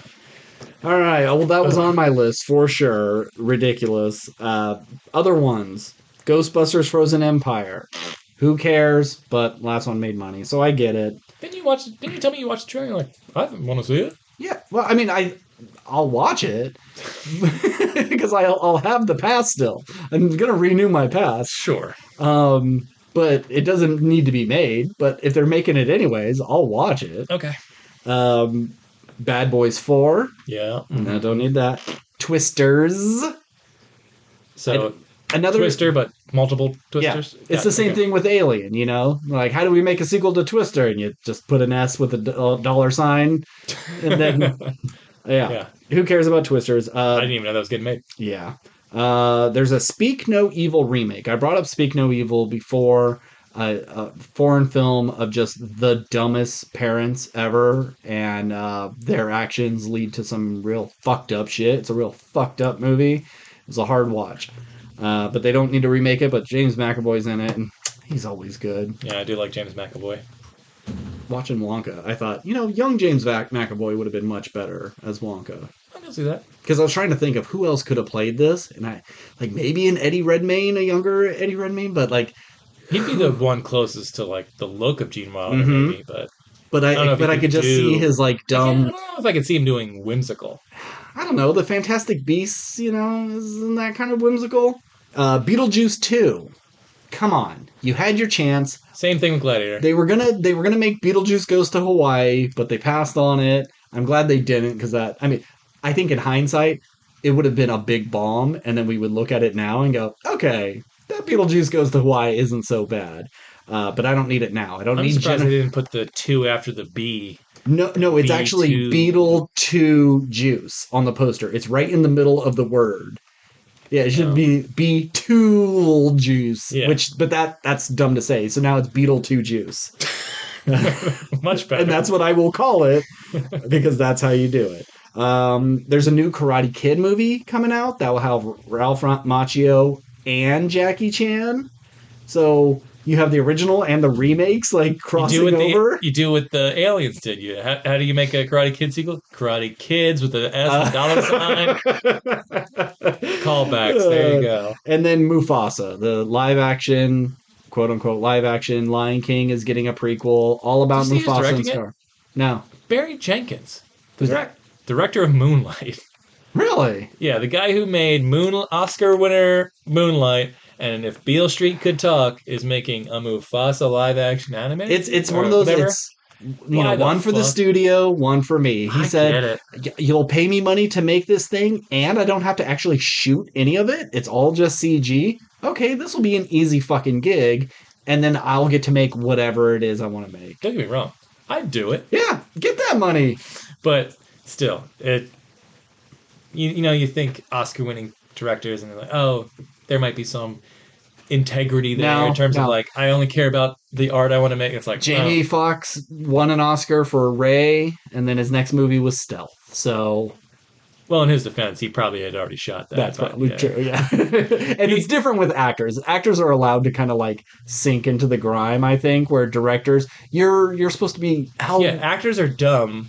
yeah. But they're like They're just dumb monkeys. yeah, they're just repeating what's on the page. You Yeah. are taking the page and creating a whole world Yeah. around it. Yeah. You know, whatever. So we'll see. We'll see if any of those actually end up being good. Maybe Bad Boys 4 will be fucking awesome. Okay. Doubtful. But let's get to our predictions. Let's talk about the highest grossing films of 2024. I got 5. And then I also have what we said last year. You want to start with that? Yeah. Okay, so last year you only had one, and you said Super Mario Brothers. I also said Super Mario Brothers, Mission Impossible 7, Guardians of the Galaxy, and Little Mermaid. You put Little Mermaid as your biggest bomb of that year, so you were wrong. Little Mermaid was the 6th highest grossing film of last year. It made $568 million. The other ones we got pretty right. Mission Impossible 6, it was number 13. It made $566 million. Still pretty good, but not as much as other ones. Guardians of the Galaxy was number 4 with $845 million.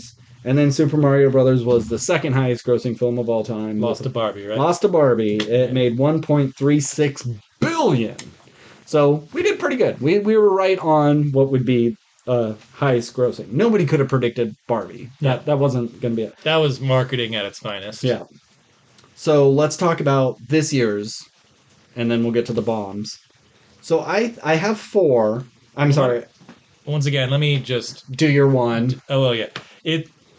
It's a tie. It's like a dark. I'll give my dark horse, okay, and then what I think will most likely do it. Just from the limited research I did, I'm gonna say my dark horse is Joker Folie à Deux. Okay, because the first one made a fuck ton of money, and I think people are pretty excited about this one. And I think it has the potential to be even bigger so long as its word of mouth is good. So that's my dark horse. I don't necessarily think it actually will, but holding out hope. But my number 1, also another R-rated comic book movie. Deadpool? Deadpool, yeah. Okay. I think Deadpool... looking at the list of movies coming out this year, I think it's the only thing that at least is your traditional safe bet in terms of... The only thing that would hold it back is that it's R-rated, but I think if we've seen, from the previous ones... They make money. They're a money-making machine, and I don't think I think the competition this year is not too strong to go against it. Plus, it's bringing it back. There's enough going for it. It's back in the MCU. It's doing super meta multiverse stuff. Yeah, Hugh Jackman's coming back. Everyone wants to know who is going to cameo in this. Is X-23 going to be? There's so many spoilers already, and it's annoying because I've been avoiding spoilers, but then people are talking about spoilers. But in the process of them saying, I'm not going to spoil it for you, but... And then they're vague enough that I go, oh, okay, I know this person's going to probably show up. Awesome. So, I think...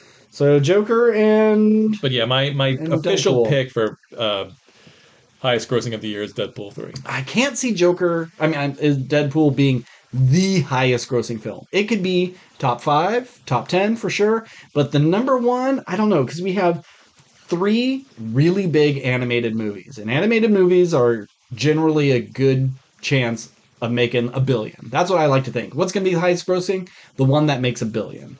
So those are Kung Fu Panda 4, Inside Out 2, and Despicable Me 4. Now, Despicable Me movies are despicable. They are awful, but kids love that shit, and they always make money.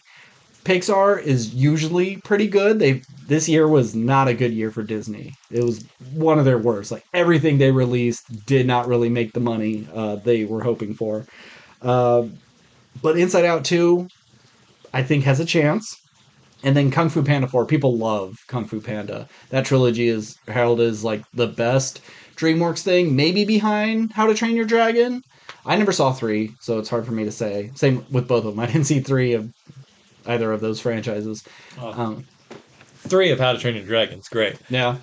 But I didn't see 3 of Kung Fu Panda. Yeah. So those are, I think, good chances of all of them being in top 5. I also said Joker 2. See, I thought those were the safe bets, but Yeah. I don't know if Kung Fu Panda franchise or the Despicable Me franchise. I think they can still do well because Think they lost steam? I think they've lost steam. I Okay. think kids still enjoy it. Like they'll go and they're like, "Oh yeah, I like Poe or whatever his name is, Oh, and yeah. Skadoosh and stuff." But I don't know if they have the pull. And as good as the first Inside Out movie is, I don't know if it's like the one that kids get the most excited about. Okay. Like Toy Story, yeah. Incredibles, sure. Sure. Nemo, I guess. But I don't think Inside Out is the one that kids are going to. I think more adults would be excited for Inside Out 2 than kids. Well, you look at the last 3 Pixar movies of like Soul, Luca, Turning Red. They all went to Disney Plus. They were considered like not big hits, even though they're going to theaters. Like January, February, March, they each get like an actual theatrical release, so that's nice for them. Uh, but this is the first Pixar movie in theaters since Who gives a fuck? in no, that's a Disney one. The Tom Holland, Chris Pratt Onward? Onward. That was just regular Disney, right? That premiered on Disney Plus. No, it was in theaters, and then COVID happened, and then they put it on Disney Plus. Okay. It was actually in theaters. It was. It was. If you say so. Trust me, I know these things. But my besides Joker 2, obviously the first one made $1 billion.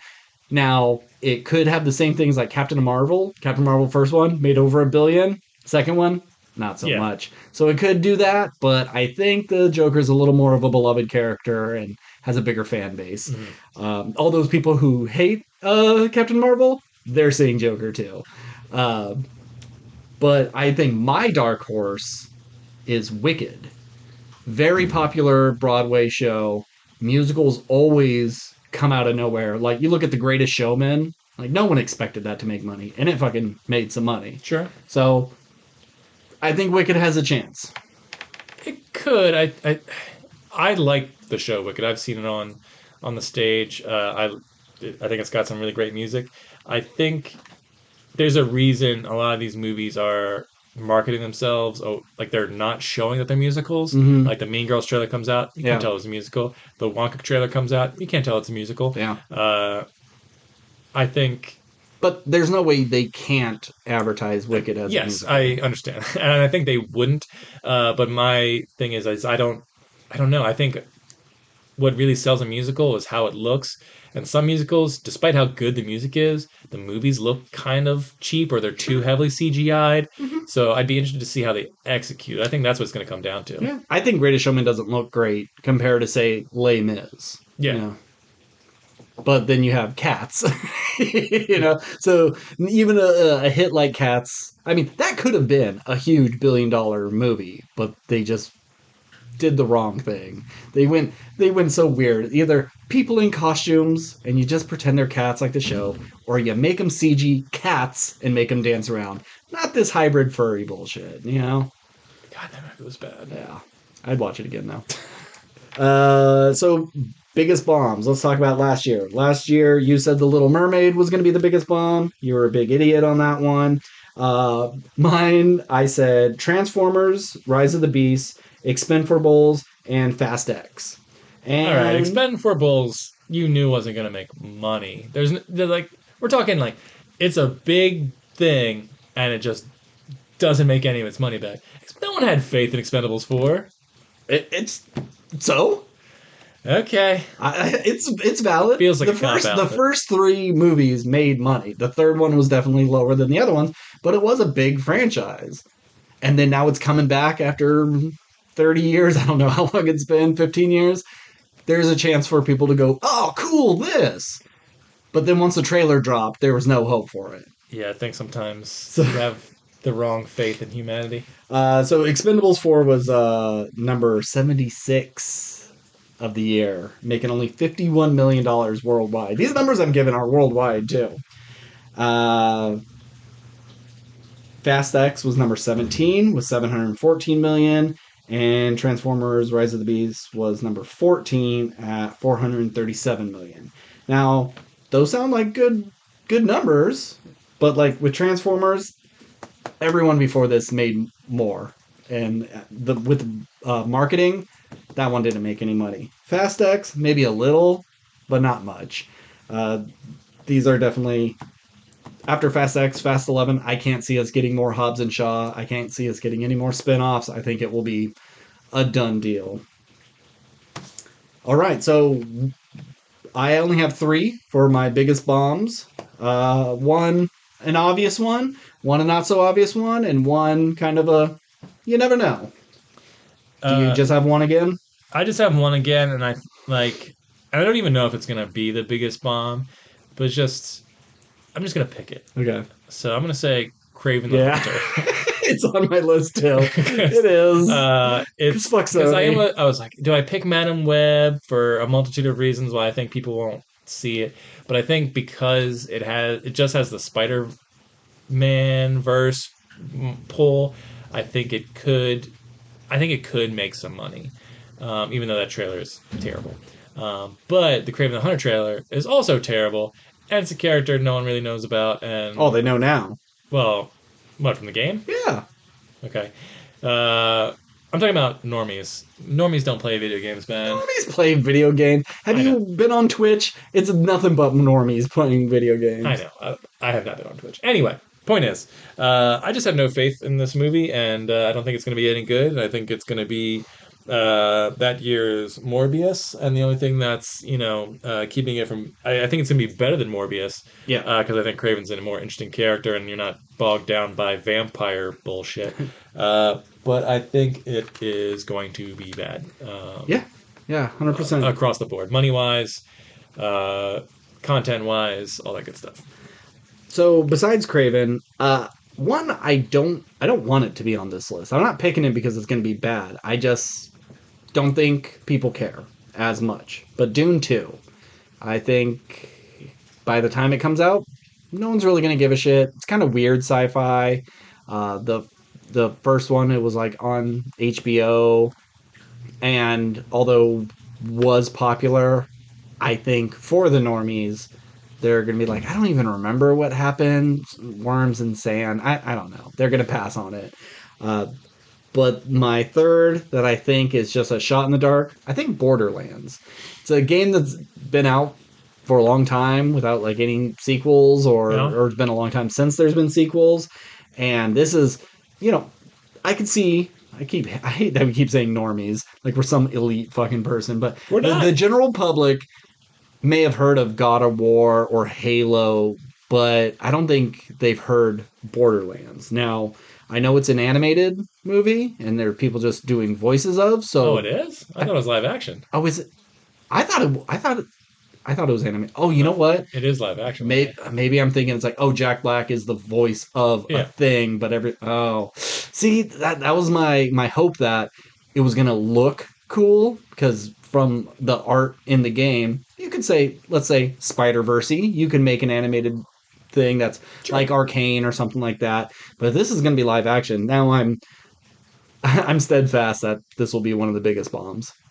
Nice cast, but no one's gonna Yeah. give a shit. I won't be surprised if it's the biggest surprise of next year. It's like, Oh. this movie's gonna, Okay. and not necessarily be great, but go like, you know what? It's better than I thought it was gonna be. Yeah. Okay. So we got two categories left. Comic book movies of 2024. List them off, Ben. All right. This is supposed to be in order. Things may change.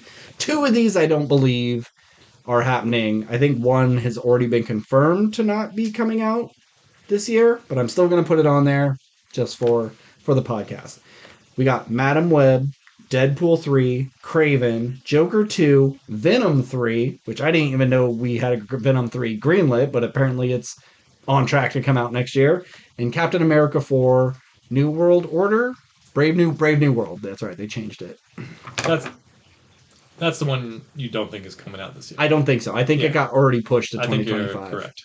So Madam Web, I know you're not excited for. I am. I'm actually maybe more excited than Craven for this one because it can be such a shit show. It can be the sloppiest, dumbest thing in the world, and it's coming out relatively soon. So I am excited for that one.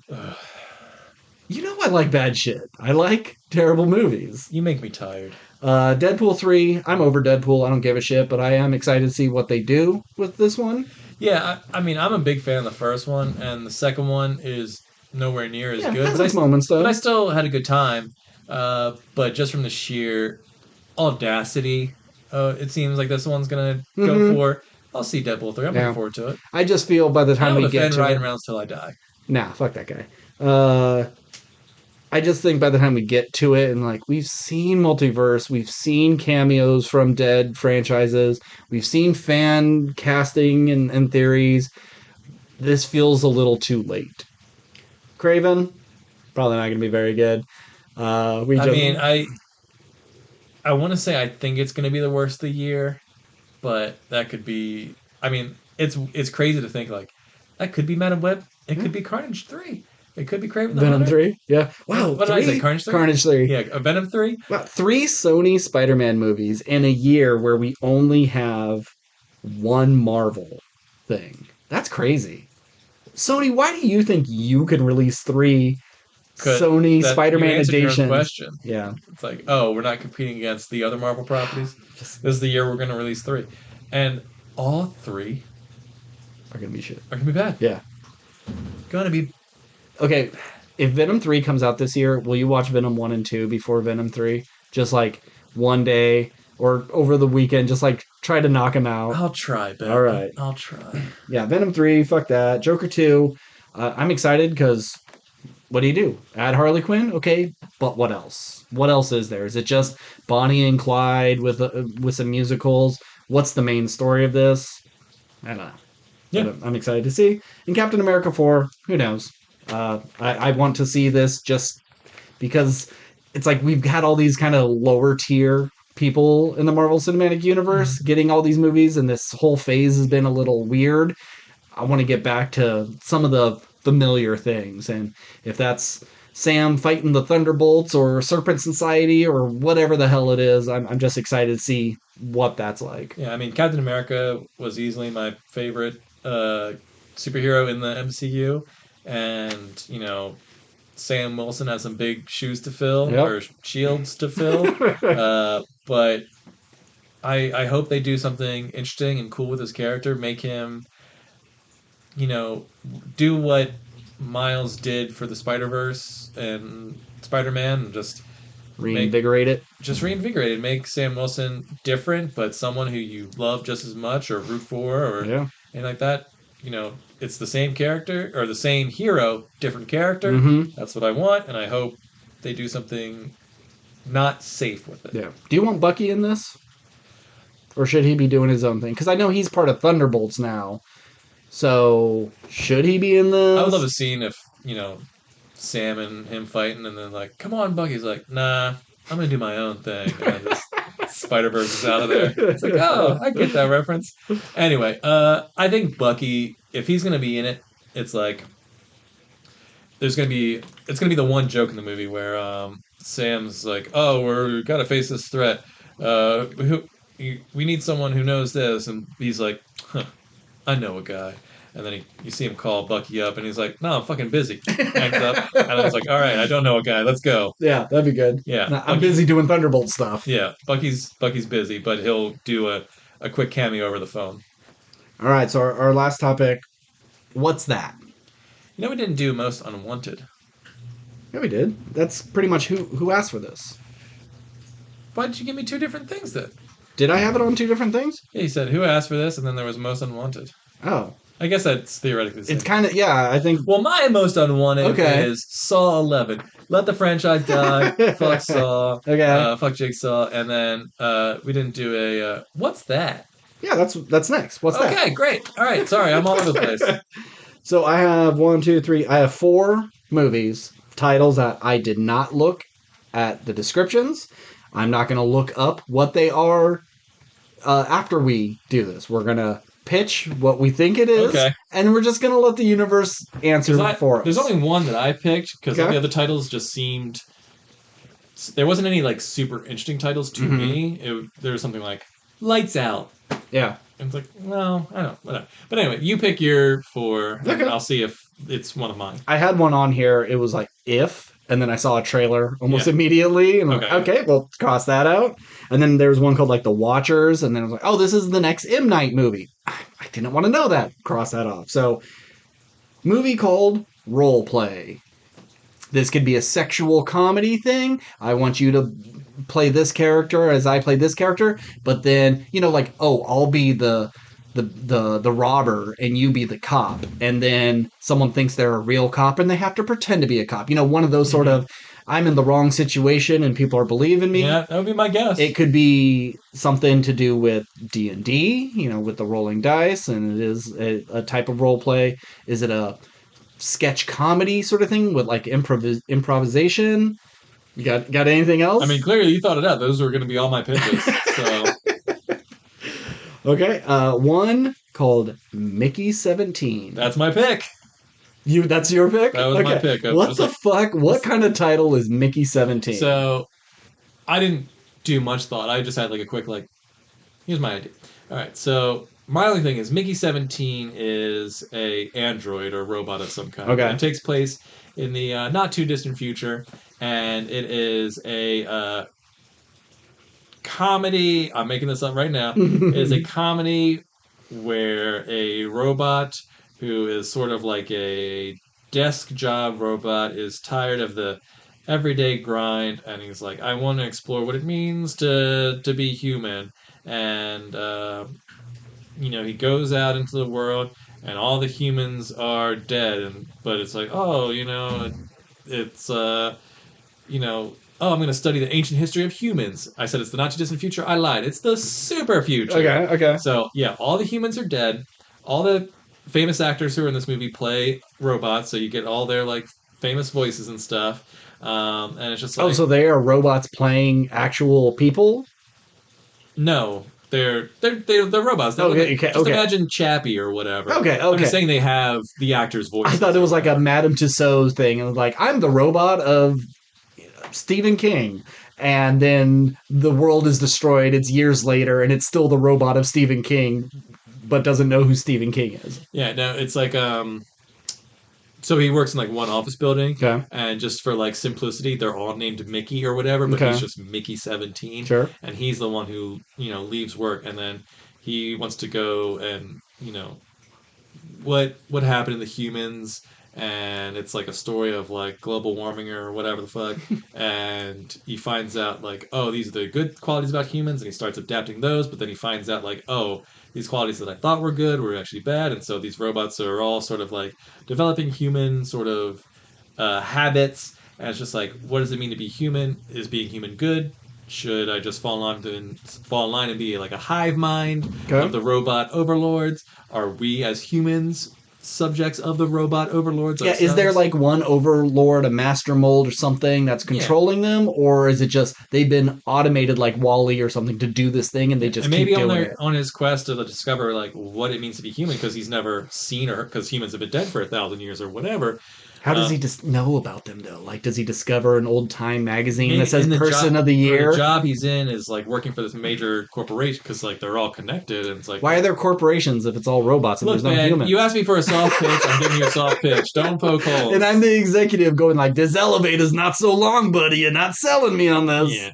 Or maybe the big twist of it is it's they couldn't quite figure out AI, so they used human brain, they uploaded human brains in a computer. So it's a crossbred, half human mind, half robot mind. So it's it knows and has human capabilities, but doesn't realize it's human because it's been programmed not to realize it's human. And it figures that out at the end, and that's the tragedy of what happened to the humans. We're the humans. Oh, fuck, left. Yeah. So yeah, I saved it at the end, especially if life went on as normal, and they're cooking breakfast and watching TV. If it was 1950s and they're kind of just going through the motions, and they think well, this is all we've ever known. And then once he discovers that humans existed, that's weird. It's always been a robot world. We've always existed. Our God, they could even have their own religion and stuff. And then finding out that there were humans before. Well, here's gonna be a fun exercise. Okay. You won't look it up because you don't want to know. Okay. I'll look up what it's actually about, and then I'll just say if we're anywhere close, or if we're somewhat close. Okay. Well, my quick pitch for What was the Mickey first one again? role play. Role play. So while you look that up, my pitch for Mickey 17, it's a sci-fi military thing. And they're just doing the Doomsday story, the Doomsday that killed Superman, where they made a baby and they threw it out into the wild and it lasted a few days, then it died. And then they clone it from its last moments, so it's this much tougher. And they put that baby out.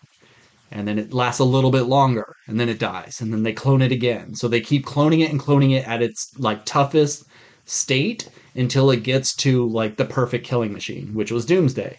Well, we've been doing that with soldiers and we're sending them out into war and taking their bodies back, cloning them, putting them back on the front lines. And he doesn't know he's the 17th incarnation of this guy named Mickey. And, of course, he becomes aware of it. Am I the original or am I just a clone? What does it mean to be a clone? And then takes it back on his captives or generals or whatever. That's it. All right. Well, I forgot I watched a trailer for Roleplay. Oh. And you're not far off from cool. one of your suggestions. Okay, cool. Mickey 17. I'll say no. From just this brief description, I don't think there's robots, but shockingly close to what I said. All right. Okay. Put it back down. I got two more. All right. And what was the one you just talked about? Mickey 17. Oh, sorry. That was your pitch. That was my pitch for Mickey 17. Yeah. All right. Yours. Not so close. There was elements in there. Okay. Okay. All right. Next one is horoscope. Okay. Quick. I'll go first this time. You go because you clearly have an idea and I don't. I mean, not really, but it seems obvious. A person looks at their horoscope one day and then it turns out to be true. So they start becoming obsessed over reading their horoscope and interpreting it. And maybe they go through a day and it's not quite how it seems, but well, if I take meaning of this and this, if I take it this way, it does come true. And it's like a mental breakdown of someone who puts so much faith in something like this and they're seeing the secret meanings behind all this stuff, but they're actually just kind of going through a mental breakdown, losing their mind. And it's not horror, it's not sci-fi or anything. It's just someone who has a mental break and has hyperfixated on their own personal horoscope. No, I imagine this is one of those cheap teen things like Smile or whatever. This is your generic one missed call. This is your generic horror movie that's like, we need just a concept. Yeah. Horoscope. Sounds close to horoscope. Yep. Let's do that. Oh, a horoscope. It's like a telescope where you can see bad things from far away. So, yeah, my pitch is a group of teens obsessed with, very much like the fortune teller folding paper thing. Yeah, sure. They're really into astrology and horoscopes and all that kind of stuff. And reading tea leaves. Yeah, they find this one book and it's called Horoscope. And they're just like, oh, what's this? That seems... Maybe they get it from the same store that the Gremlins come from. Or the book The Never-Ending Story was in. Yeah. And so it's got like all the dates for the year and it's got their horoscopes and, some of them are just like, oh, your horoscope... Or like maybe they turn a page and it just... Like, all the pages are blank, but it's for whatever today's date is. And it's just like, oh, this book only has one page in it. And the guy's son is just like, you gotta wait for tomorrow to read the next page. And they're just like, well, we're not buying this book with only one thing. And it's just like, well, you know what, kid? It's yours for free. Good luck.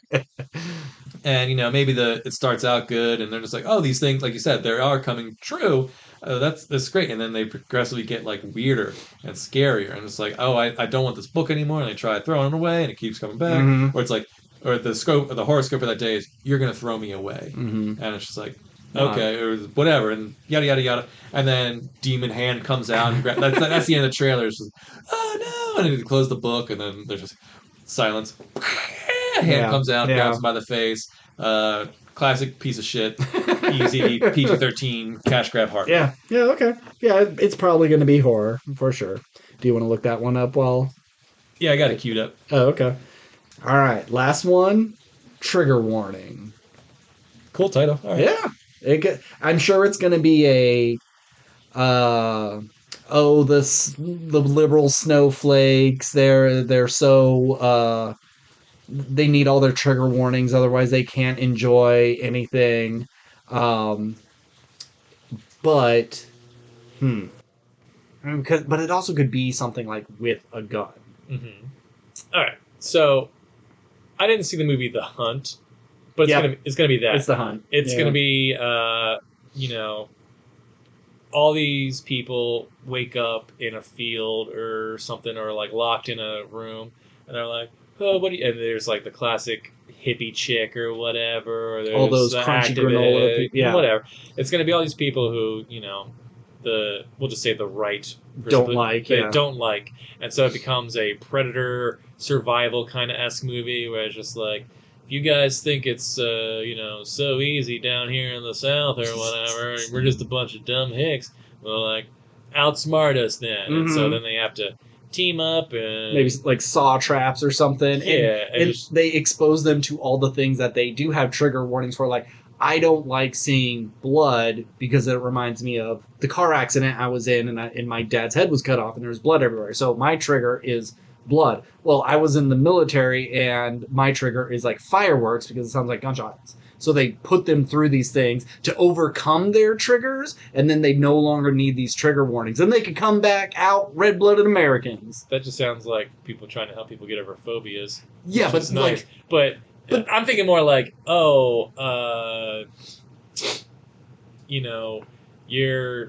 I'm triggered because I have purple hair, and you're like saying that I'm trans. So, I know that doesn't correlate, but you get what I'm trying to say? It has nothing to do with like, oh, I had trauma. It's like, oh, this thing that is important to me that you don't like, it triggers me when you are going after that. You know what I mean? No.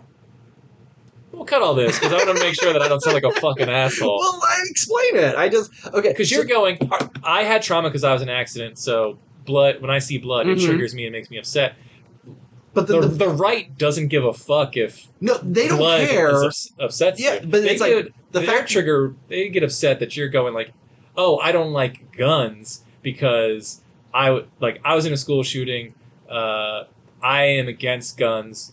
So when you bring up guns, that triggers me. I'm telling you shouldn't have guns. Mm-hmm. They're going, well, fuck you. It's my God-given right to have guns. So you're not selected. It's like, oh, I'm fighting for trans rights, and you saying that I'm not a person triggers me. It's like, well, I don't think you're a person. You're going in the box. Okay, so then what's in the box? I don't like guns. Guns are my trigger.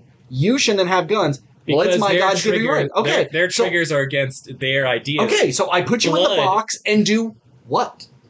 Oh, you don't like guns, so I'm going to what?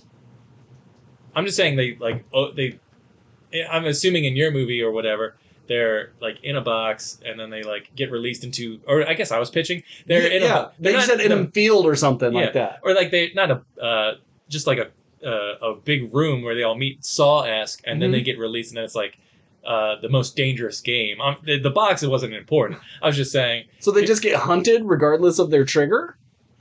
It's the triggers that the right don't like. Okay. But you're just going, oh, well, like, I don't like blood. Well, like, blood, it doesn't have any political meaning unless it's like period blood of abortions or something like that. Sure. But generally, like, a trigger warning is something like you especially if you don't want to see these things, you put your triggers down. They don't have to necessarily be political. Like, one of my triggers could be, like, Halloween and jack-o'-lanterns. Because I was brutally assaulted one Halloween when I was 8 years old, and I only saw a jack-o'-lantern. So a jack-o'-lantern is a trigger. No, I recognize... Blood can be a trigger, even if it was not a political thing. Yeah, I recognize that. I understand what a trigger is. I just thought when you were talking about, like, the right or whatever, I assume that's the right. Like, the right has no connection to blood or jack-o'-lanterns. Well, sure. That's what I was trying to get at. They I understand also, that anything can be a trigger. They don't the right, depending on who's making this movie, for sure, the right doesn't know what things are. So they call everybody, oh, you have a trigger warning, you're a special snowflake or whatever. But they also make the biggest deal about not saying Merry Christmas. Oh, you said Happy Holidays. How dare you take that away when they have these triggers as well. Sure. They don't like pronouns because they don't even know what the fuck a pronoun is. They think it's a thing for gay and lesbian and trans people. They don't understand it's just like vocabulary. It's just part of language. They don't even get it. So you can have someone like, my trigger is blood and I avoid horror movies and stuff like that. And they're like, this snowflake doesn't like blood. Oh, they have a trigger. That's enough for them. The fact that they have any sort of trigger, any sort of, how dare you tell me I can't say anything because it's going to affect you in some way. I don't have to understand it. I just know I don't understand it and I don't like it. So you instantly get lumped in with all the other things I don't like because you just say trigger warning. Oh, you're so soft and weak. And then that could be part of it where they're like, God forbid that I don't like blood because I saw my dad's decapitated head. Okay, well, I think what would save both of us and just people in general, we get away from the politics side, and it's just a serial killer or whatever who just goes after people's particular triggers. There you go. That's it. That's the trigger one. That's simple. It'll save you trouble. It'll save me trouble. It'll save everybody trouble because it's not a political thing. It's just, hey, everyone has every single person has their triggers. This person is uses torturing that people. To torture them. Yeah. Boom. Okay. All right. Better. Yeah, so we can cut around on no, that's fine. That's fine. We had to talk it out. Can I tell you someone who's in this? Sure. Jessica Alba, apparently. Okay. Yeah, Jessica. Weird. Okay. Where's she been at? Okay, read me the synopsis of this one. You want to know this one? Yeah, I want to know this one. All right. Trigger warning. A traumatized veteran who inherits her grandfather's bar and faces more dilemma after learning the truth behind his untimely death. Okay. Yeah. He was a secret Nazi or something like that. He killed someone and then they came after him, killed him. That's why she inherited the bar. Yeah, that's not all that interesting. Well, I think that's it. I think we got it all. Alrighty. So that was 2023 in review, 2024 preview. I just want to give a shout out to my favorite book. Oh yeah, that's right. Let's just do that. I know we have we say we listen and play things as well. It was a catch-all name that I thought was created when I first started thinking of doing something like this. I'm sorry I don't listen or read or play as much as I watch. But hey, best game I played this year, Spider-Man 2, because I played that and Evil West, I think were the only two. So Guardians. Didn't Guardians come out this year or was that last year? I think it was last year. Oh my god. Runner-up for best book, Legend of Latte is my favorite book I read this year. Kings of the Wild, tons of fucking fun. Favorite video game, Baldur's Gate 3. I haven't completed it, but it deserved the Game of the Year. It's one of the most impressive things I've ever played. Totally different from what I usually play, but it's just so fucking cool and creative and fun, and just a masterwork of gaming. And worst game I played is Stray. Oh, yeah. Cool. I read I had a couple of audiobooks or audio dramas. I really like that Harley Quinn and the Riddler one. Favorite thing I listened to this year, the Fall Out Boy's new album, I guess. I don't know. Yeah, I mean, I read the Wool, Shift, and Dust, the Silo books, which I enjoyed. I did Assassin's Quest, Royal Assassin, and Assassin's Apprentice that I also enjoyed. I read The Hive by Orson Scott Card, but that's just something that, I like Orson Scott Card, the author, not the man. And yeah, I didn't play a whole bunch. You can separate the artist from the Jesus fuck. Yeah, I think, is that it? Sure, why not? I think that's it. All right. Well, just that was just for anyone who's just like, well, you guys just talk about movies and TV. That's true, What about the reading, playing, and listening to? And, yep. So there you go. Well, we can't call the podcast W. We got to do a bit more. So what did we get wrong? What did we miss? What is totally stupid that we loved or Are you something? guys disappointed Oppenheimer didn't make the Yeah, list? it was on my Uh, worst of the year list, actually. It's not a poorly made movie. It's a well acted movie, but I did not have fun. It's definitely one of my least favorite of that year. But it doesn't deserve to be the worst of or the are you year. guys just stoked that we gave so much love to Please Don't Destroy? Because Yeah, I, because it truly is one of the best. yep. So if you want to get in contact with us, we are at WRPL podcast at gmail.com. We're on Instagram, TikTok, and I'm getting off of uh, what is it called? Twitter. Fuck it, or X or whatever you want to call it. Uh, it sucks. I signed us up for Threads, which is just the Instagram Twitter. I don't know if that's going to take off, but I'm going to stop posting on Twitter because fuck Elon Musk and fuck his whole ideology and the man in general. So I'm not going to support that platform anymore. It's a What a way to end cesspool. 2023. So yeah, we are on. We have an email, TikTok, Instagram, and Threads. As always, I'm Ben, And I'm Steve. and keep consuming. Till next year.